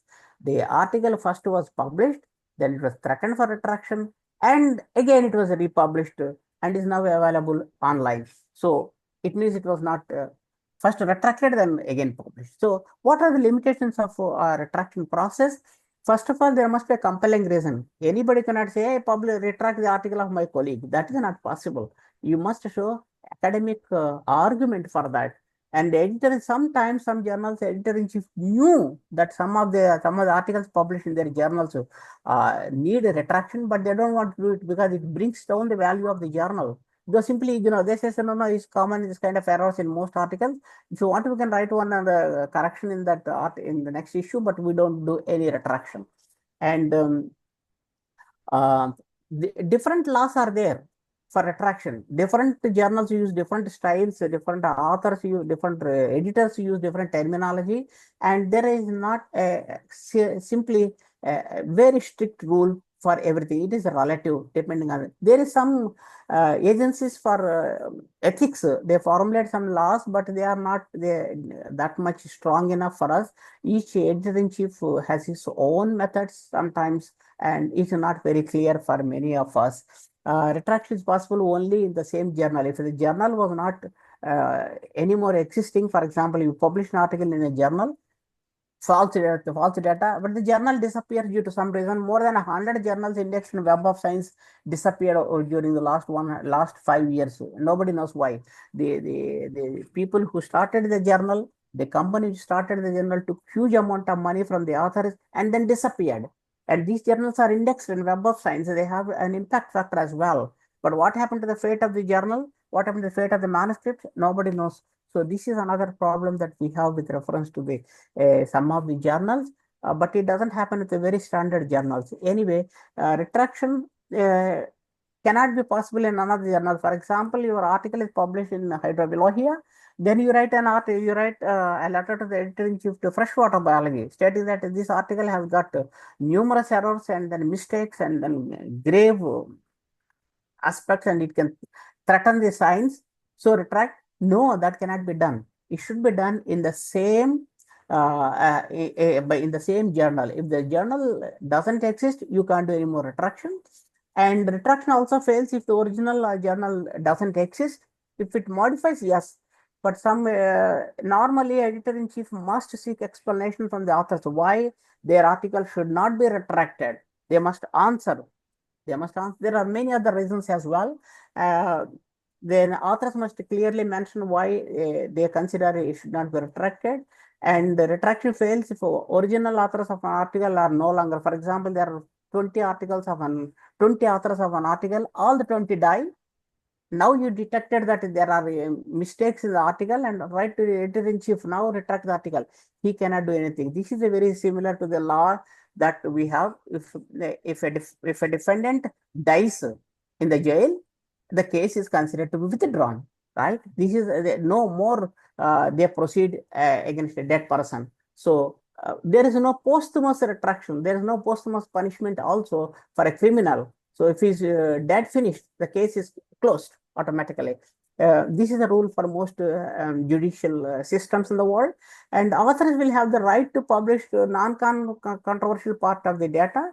For example, data 3 tables were taken from some source, but 4 and 5 tables are original. Okay, write another article using tables 4 and 5. This is possible from a retract article. This is not very common, but it is not impossible. Now, uh, as I mentioned, that retraction, some journals indicate only in the first page, but not all the pages. This is not good because now some journals have decided to include the word retraction in all the pages of the article. And but one more thing, that original reviewers who reviewed the article and finally the article is published, they are not responsible for the article is retracted or not retracted. They have done their duty and washed off their hands, and some retracted articles are uploaded to the databases time and again. And there is another term recently appearing, retraction and replacement. So I retract the article, author say, but I replace some part of the objectionable material, I remove and publish it again. It is possible. There is another problem, retracted article and non-retracted article, they have the same, that is an article which was published for, it has got a document object identification we have, but there is a after attraction also it continues the same, so it is difficult to distinguish what is what. Now the second part is very important, who initiates attraction. Author himself can say, hey, I found some more mistakes in my own data, I withdraw, I retract, not withdraw, I retract, is possible.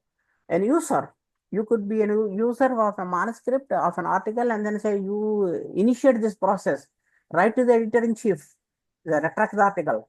A hostile investigator, there are some investigators researchers who do not do research. Their duty is only to find mistakes in others and then try to retract the article. That is their achievement.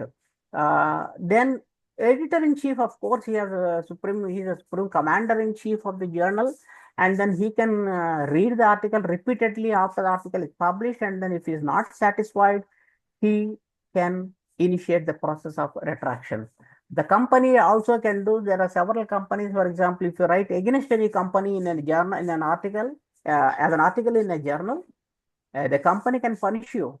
There are some cases where at least 3 publishing companies do not publish any more article from a researcher from Brazil, because he wrote that these companies are charge a lot of money and then they make more money and so on, and then they didn't like it somehow. So they said each journal, each of these publishers has nearly 2,000 journals. So 6,000 journals in all 3 publishers into 2,000 each, and on average, the 6,000 journals he cannot publish anymore, and he has to look for alternate journal. So do not write something like that. Dr. Nadiri commented on letter to the editor, letter in the article, text in the article should not be anything that can cause a reflexive damage. Then the university also can start. Your institution or university can also start to retract the article of my colleague. This is not correct. The government has already mentioned in this case, Chinese, I gave an example of Chinese government, or even general public or social media. This is becoming social media very big threat to science. They have, with the time, they have less faith in science because fraud is appearing and surfacing every day in 1 or 2 articles or even more. This is becoming problematic, especially after COVID, because many authors have said, take this medicine, COVID will vanish, take that medicine, COVID will vanish, and so on. And somebody says, use a traditional medicine, use some kind of seeds, and use some kind of liquids, and so on. They're all false claims, unfortunately. And the social media started revolting and exposing such false things, and then this is a big problem now. Now, here is a university started. Osaka University said that his researchers made some grave mistakes with reference to insulin, and then they forced the authors to withdraw. The authors say they belong to the same university. It started by the rector of the university, the dean of the university, but they didn't accept it, and there is a problem between them still. It is not resolved until I know. And predatory collaboration means you ignore the original author that who has made contribution to the manuscript. Maybe he collected data, or he do some figures, or he collected the samples and then analyzed it partially, quantified the zooplankton abundance or something. But you don't want to keep his name there. Keep somebody else who is more powerful in publication, or who is editor in chief of a journal, and then try to put his name. And this, if it is known, then you're caught. The article must be retracted. But in many cases, it is very difficult to prove with whom you are collaborating, who has done the work, or who was initially responsible for the manuscript. This aspect sometimes is difficult to prove. And the predatory collaboration also can lead to retraction of the published work.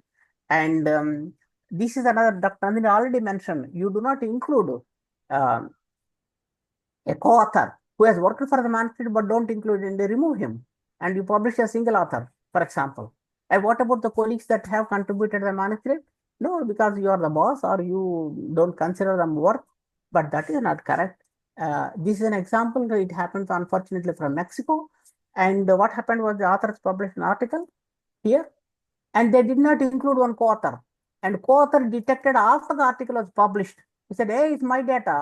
I put my time to collect the data, and why my name doesn't appear there?" And he wrote to the rest of the authors, and then if you don't retract the article, I'm going to write it in the journal. So the authors wrote to the editor-in-chief stating that we have committed a mistake and we omitted an author name, and then therefore the please please retract the article. We will write another article. But I don't know what happened after that, but this is the situation. And you might think that thousands of theses were done nearly 100 years ago in different universities, even in India, right? So you might think that I copied the thesis for very old thesis, 50 years old thesis, I copy and then submit as my own thesis and publish an article. Don't do that one. That's a grave mistake. Here's an example. It happened from this Professor Daria copied from a thesis that was published. Thesis was not published, obviously. The thesis is an unpublished thesis. Was presented or submitted in the year 1968, and then what happened? Somebody detected and said, the 50 years old data, the thesis information the author copied and published. Now the article must suffer retraction. Indeed, the article suffered retractions. Therefore, do not try to cheat by taking the old thesis information. Somehow it will be caught. Here is an example of a Nobel laureate who she committed a mistake. She said she published an article, very prestigious journal, Science. Here you will see the article Science, and then a novel method and a very important method for antibiotics and all. She got a Nobel Prize in chemistry as well.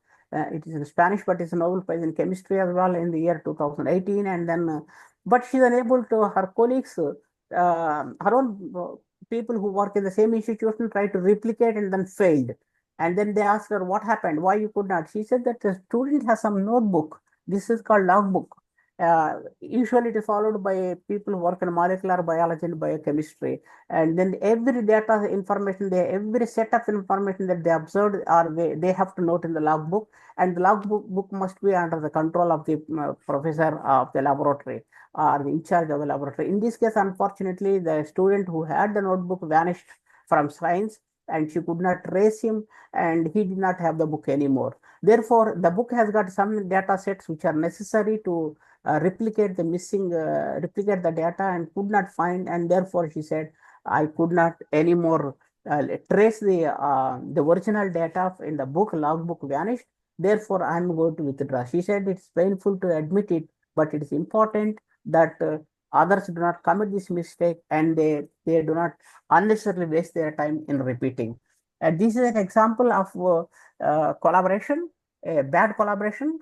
Um, this researcher from the University of California, Kate, collaborated with somebody else from Canada. This Jonathan is famous for fabricating data. In 17 or 18 of his articles, people detected that he has got fabricated. He suffered also retraction. But unfortunately, she was not aware of his background, and then she collaborated, with this man, and then he also fabricated, is a habitual offender of Science. So he keeps on collecting gathering data, rather creating data, fabricating data, and submitted for this lady. And she collaborated with that, and then they found that the duplicate values in many cases, and then finally she was forced to retract the article.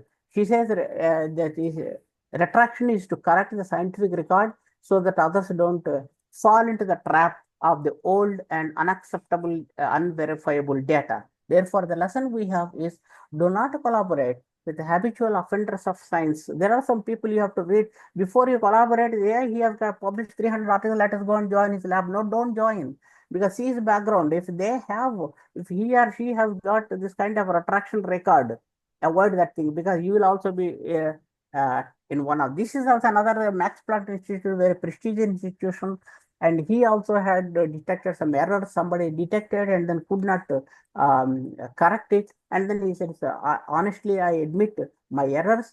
And then the authors, the editors said, okay, you are a very honest person, so you retract the first article, correct the article, correct the manuscript, and now submit it. And then they have given the opportunity. So even if you have committed a mistake, you have to correct it. That is our duty, and not to contaminate the literature. Sometimes your own students detect errors and cause to the tune of retraction of article. Here an example, and Professor Helene published an article with some colleagues.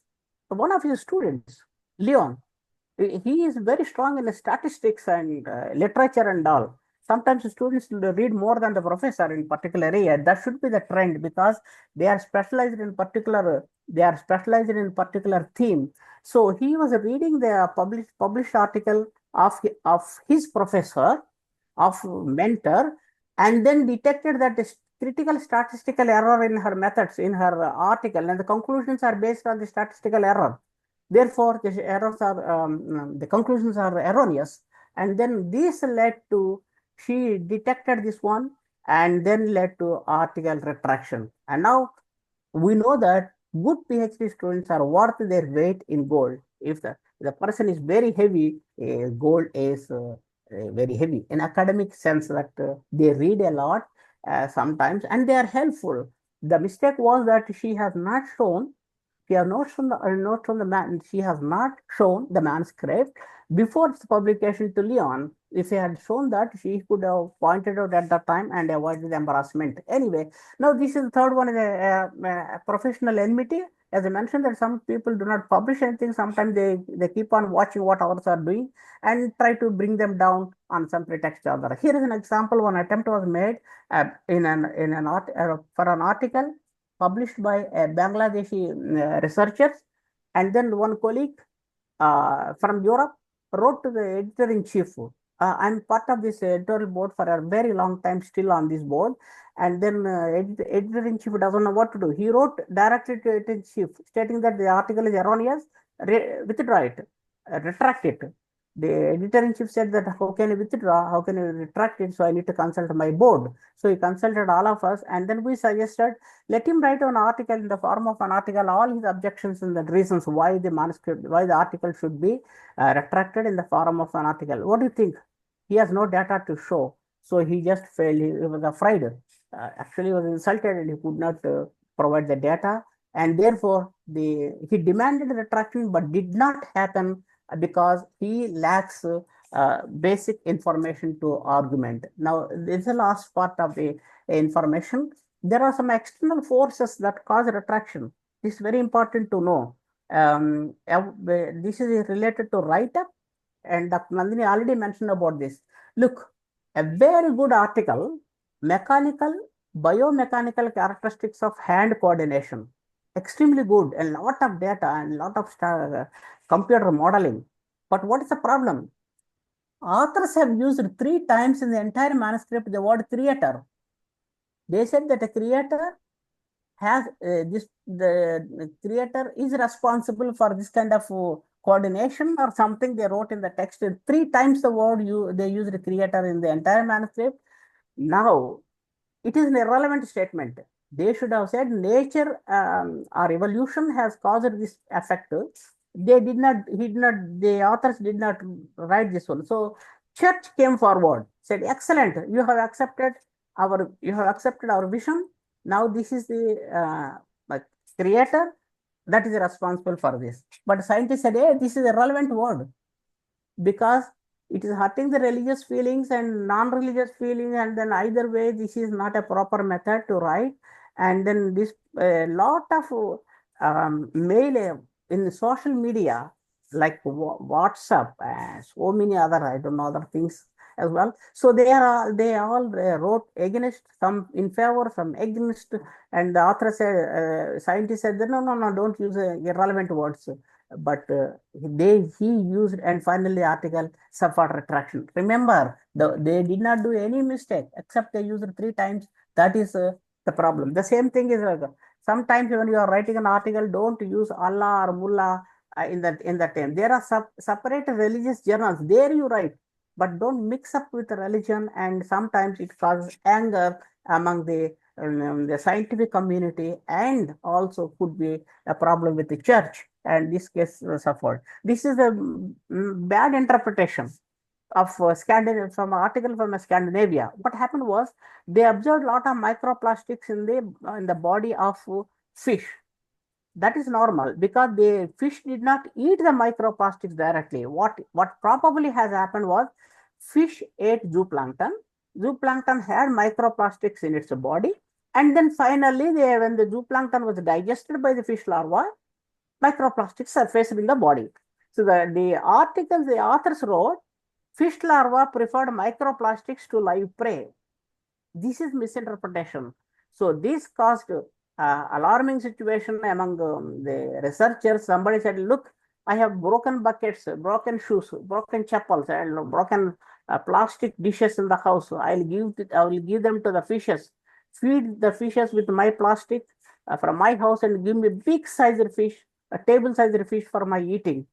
So they wrote in different letters. There are social media. This is not any scientific conversation. It happened in the social media, and then each one is writing different things. And finally, the Uppsala University appointed a commission and then said there is some problem with the manuscript as well. The number of replicates were not proper. They did not comment on any other misinterpretation. They commented on the article was prepared hurriedly and it did not have statistical backing. Enough sampling was not done, and other variables were not taken into account. And therefore, the article was finally retracted. So when you are writing, just observe this, what Dr. Nandini also mentioned.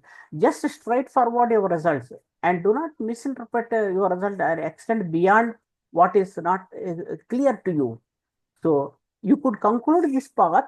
You could conclude this part really if you had fed the fishes with microplastics, they never eat it. So accidentally they might consume, but they cannot live prey. They don't have any smell or any energy, so they don't eat, they reject it. But indirectly it could enter, but this is one of the problems. Now, what they have learned, scientists who suffered the biggest mistakes in their life is that in order to make in order to develop trust in the scientific community, you must accept your mistakes immediately. Then a recent study, 2017 study found that authors who have retracted their own article due to their own errors, they receive appreciation from their reviewers and also their colleagues and the editor-in-chiefs of many journals, stating that you are really honest, you admitted your mistake and don't commit the mistake again, but don't stop your research, start writing articles. Now, where do you consult? Much of the data that I mentioned is available free of cost for anybody. A journal called a blog. It's not a journal, it's a blog. Blog means periodically updated, doesn't have a time schedule. It's a retraction, they called Retraction Watch. It started in 2010. Is very popular among scientists and is updated periodically. And there are at least 47,000, now the number increases up to 50,000 retraction reports are there. Each one is a different reason, but most of them are fraud. Due to fraud, articles were retracted, and it's free to consult, download the full text completely. They give a lot of information. Now it is a part of many they take the information from many different journals. They don't create anything. They take from, if the article is retracted in Nature, if the editor-in-chief writes something about it, they copy that, they take that information and put in their databases. And many publishers, for example, Springer, they all are dependent on this one, how many of their own journals in different and articles in different journals are retracted and why, so that they can stop this unethical issue and proceed forward. And it's free for all of you. You can consult and download full text.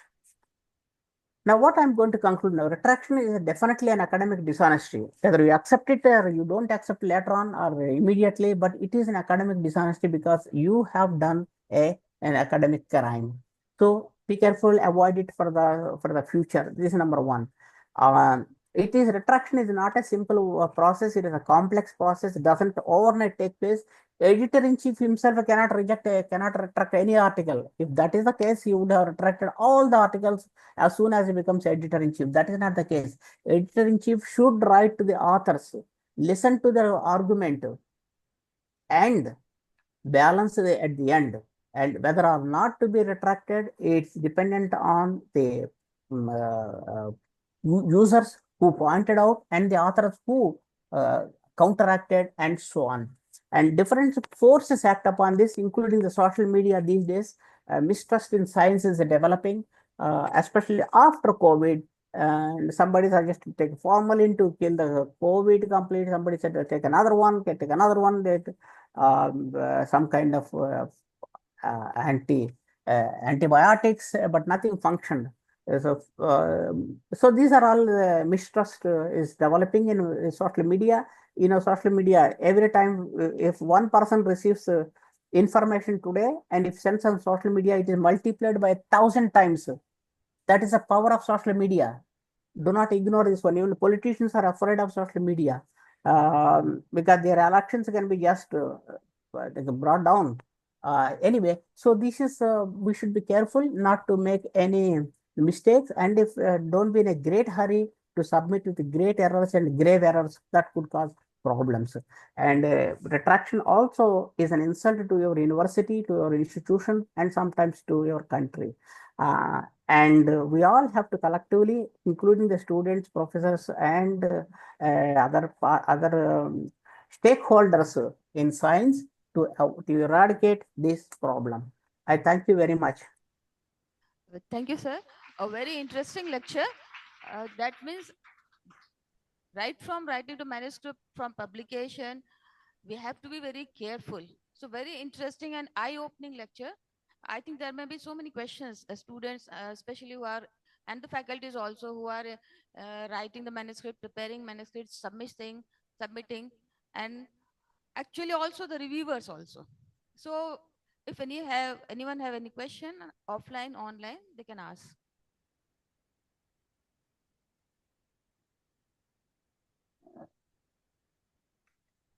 Good afternoon, sir. Good afternoon. Sir, myself, Dr. Diksha Khare. Sir, I have two questions. First, we have found the retracted articles, and if one article is retracted, so after the correction, we have to publish in the same journal or the any other journal. Okay. There are two things. Sometimes the journal does not give you the opportunity to correct and resubmit. Okay. In that case, you have no other way except look for an alternative journal. The journal itself has to say that statement. Can I remove the objectionable part and then republish it? Journal said, no, we don't accept anymore. Then you have to go to the next journal. This is number one. And then why it happens and who initiates, as I mentioned, that a dozen of the stakeholders of science, anybody can detect. Sometimes you can detect your own, sometimes co-author can detect. Sometimes your institution director can detect, your head of the department can detect, your student can detect. Then you have to give a proper explanation. Though retraction appears simple, it is a very long process. It doesn't happen overnight. It happened for medical research during COVID. In 3 days time, article was published. In 3 days time, article was rejected also. I have not given many examples because it takes more time, but each example is an eye opener for the future researchers. One article was published in 3 days' time because very important to control COVID. Everybody is very happy, but the medical faculty detected great errors in this kind of conclusions and statistical violations and so on, and then they forced it to withdraw. So it is something like infantile mortality. Article appeared and disappeared. Thank you, sir. Uh, Thank you, sir. I just want to ask a question. Suppose some of the paper it has been submitted to me for reviewing. How can we know that the paper has been retracted? Because we don't have any data whether the paper has been retracted before or not. This is what Dr. Andini also mentioned. You have to be careful in checking the literature. Look in the Web of Science, the same author. I have not mentioned how I review the manuscript. This is another topic. As I mentioned that we have these topics are very complex and many of them we give for my university colleagues. You have to check Web of Science, the author, the name of the author, corresponding author or the co-authors, you will find if they had any history, bad history of retraction. And compare the titles. If you don't have Web of Science, at least check Google. Google gives you some information at least. Okay, we have to take the title also and also the name of Yeah. co-authors, whether there is any retraction or like or That is a routine process. Dr. Nandini and I do as reviewers. We do the same thing. We handle also manuscripts for many journals. We the moment the author submits, we first check the background of the author. If he has got any duplicate publications of the same work published elsewhere, and if you find it's a plagiarism, reject the manuscript or to warn the author. In the future, if you repeat, we will have to take you to task. Okay. and also for retraction, is there any say after 50 or 60 years, if there is duplication of data, is there some time limit or any time it can be retracted? It can be retracted that the moment article is published or until 50 years, but there are 100 years, but there is a limitation. The authors of the retracted article must be alive because they must be consulted. Okay. It's an ethical issue, that's all. Any other questions?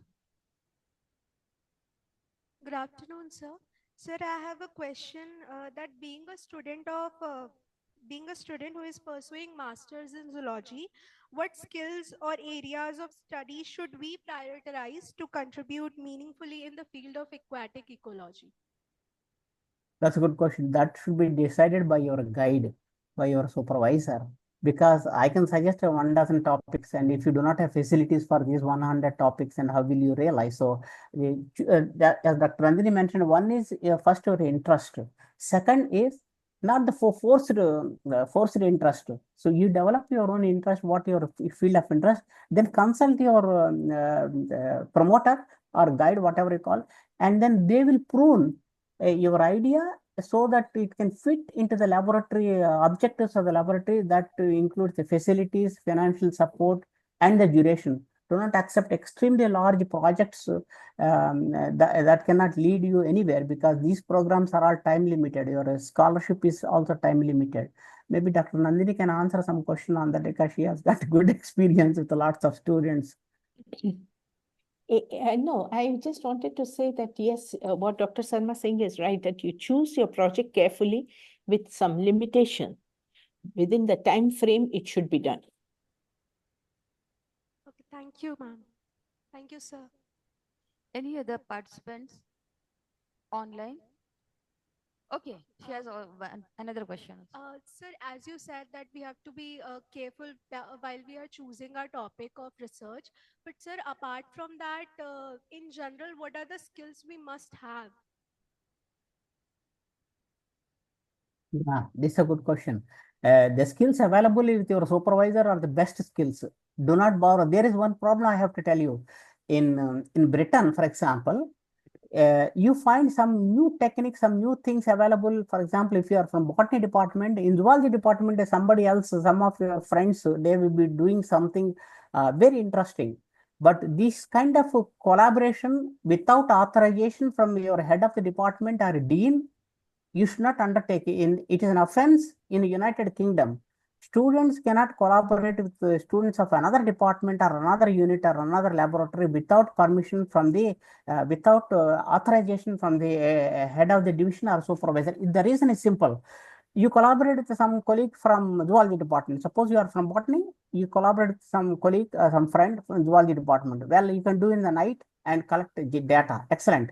But at the time of submission of the data for art, for publication or for thesis, your colleague from zoology department also will say, hey, I'm going to publish this, I'm going to use this one for my thesis. And you say, no, I want to use. At that time, the problem cannot be resolved because you have not involved initially your dean or your head of the department or rector, I don't know, whoever is there. So they cannot defend either way. So what will happen is that you lose data and you also have problems. That is why collaboration without authorization between among the students of the different laboratories is not authorized in the United Kingdom. Is prohibited. It's one of the rules for plagiarism. They consider it's also called a kind of plagiarism. I don't know why, but I think from this point of view, because at the end everybody will say that I am the author, I am the first author, I am the co-author, and so on. I'm not the, you are not the author. So how will you resolve this one? So this should be done by involving. If you are a student, if you are a faculty, you are free to collaborate with anybody. Your rector will be extremely happy if you are collaborating with us, for example. So that's no problem because you are free and you don't require any degree at that stage, right? Okay. Yes. Thank you so much, sir. Any questions?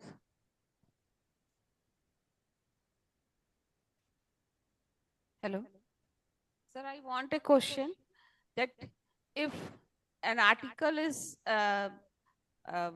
from journal is for the correction is coming from us, and then after the correction, corresponding authors change the sequence of author, and we know after the publication this. Can we take the objection? Yes, it is an ethical issue. I did not mention anything. As I mentioned, Dr. Nandini has organized a series of workshops for our colleagues. Change in the order of authorships, omitting the author, adding the author is an offense, is not acceptable unless you have a very great explanation. For example, if the in the revision you need to involve a statistician because you do not know much of the statistical analysis that the very advanced statistics should be used. In that case, there is a reason that you can involve somebody, but you have to write a letter to the editor. It happened once for us for one of our articles with Maria Rosa Miracle. She was the first and corresponding author, and then Nandini became the corresponding author at the proof stage. You know why? Maria Rosa passed away. When the manuscript was under consideration, the corresponding author died. So then the editor-in-chief said somebody living should handle because we can't ask the dead person to do anything. And without corrections, article cannot be published, right? So at that time, Dr. Nandini took in charge. She's second author anyway at that time. So she responded all the questions and then she acted as a corresponding author. So it is possible, but we did not remove Maria Rosa. She was still as a first author, but with an asterisk stating that no more alive. So in that case, but you cannot change the order unless it is approved by all co-authors and the editor-in-chief should approve it. For hydrobiologia, our rule is in the journal hydrobiologia, we take the rule that if you change at the proof stage, at the revision stage, if you add one more author, remove one author, it will be treated as completely new submission. So you will have to withdraw the article completely and resubmit to the same journal with as if it is a new article. It will go to new set of reviewers. We can take objection after publication, sir. Yeah, if you object to the publication, that it will suffer retraction. Okay. Okay, thank you, sir. Sir, I would like to mention another case. Suppose we have submitted a manuscript and we have not mentioned a co-author, but after publication, what we see there is addition another co-author right from the publication department, not from us. So when it comes in a journal, there is one additional co-author which has been mentioned in the paper. Yeah, as a co-author, you have the right to indicate that this name is illegally added. It is not a part of the team. The manuscript will suffer retraction. Immediately, it will be withdrawn. Yeah. Okay. Thank you, sir. So it was really a very interesting session of Madam Nandini and also Dr. Sharma, both of you have given a very eye-opening how to write a manuscript and then retraction, right from addition of co-author, then ethical issue, duplication of publication, say about even after 50 to 60 years. Then it is also very interesting that if the citation is too many, it can be also eye-opening why there is so many. This is also a very good uh, everyone should see whether the citation has gone up to 2000 or like that unusual citation, then publication fees, and one should go through whatever the article, what are the references you are going. The references is not from the retracted article, and even after that, if there is some, you have to face the consequences. So everyone, right from the authors, co-authors, reviewers, everyone should be very careful, very honest to publish your article. Thank you so Correct. much, sir, uh, for your Thank you. very, very eye-opening, and it is really very interesting, and also the honesty, it's very important for your Correct. Correct. thank you. Thank you very much. Thank you very much to all of you for a wonderful 3 days we enjoyed a lot. We also enjoyed it a lot, and you were very generous even of saying that I can demonstrate the thing, and the whole session, today's session, was very important for the students, for the faculties also, not for the students, for faculty. Some of the faculties, they are reviewer, and also after, yes, and the thesis. And please don't hesitate if any one of you need any little help that we can provide. Please send us your manuscripts. We are willing to revise it and give some suggestions so that it can be published easily. Okay. So very thank you. I'm Dr. Sunita Patra from Department of Botany, one of the conveners of this workshop. Thank you so much, Sharma sir and madam, for your so generous and helpful. Thank you Thank you very so much. much, ma'am, Thank you for very much. And we will be in contact with Dr. Das. yes, ma'am. Sure, Yes. sure, sure. Yes. Thank Sure. you very much, sir and Thank ma'am, you. for your Thank support. you very much. Thank you. Thank you Thank very much. you.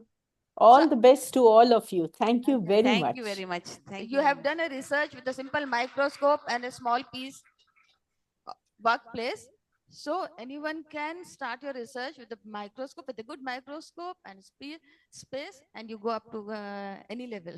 Exactly. Exactly. That It's is all. correctly. That is very correct. Yes. Thank you very, very much. Okay. Thank you so much. We had really enjoyed a lot all 3 days. Bye bye. Bye bye to all of you. All the best. Thank you. Thank you. Thank you. Thank you so much, sir. Bye bye. Thank you. Bye bye.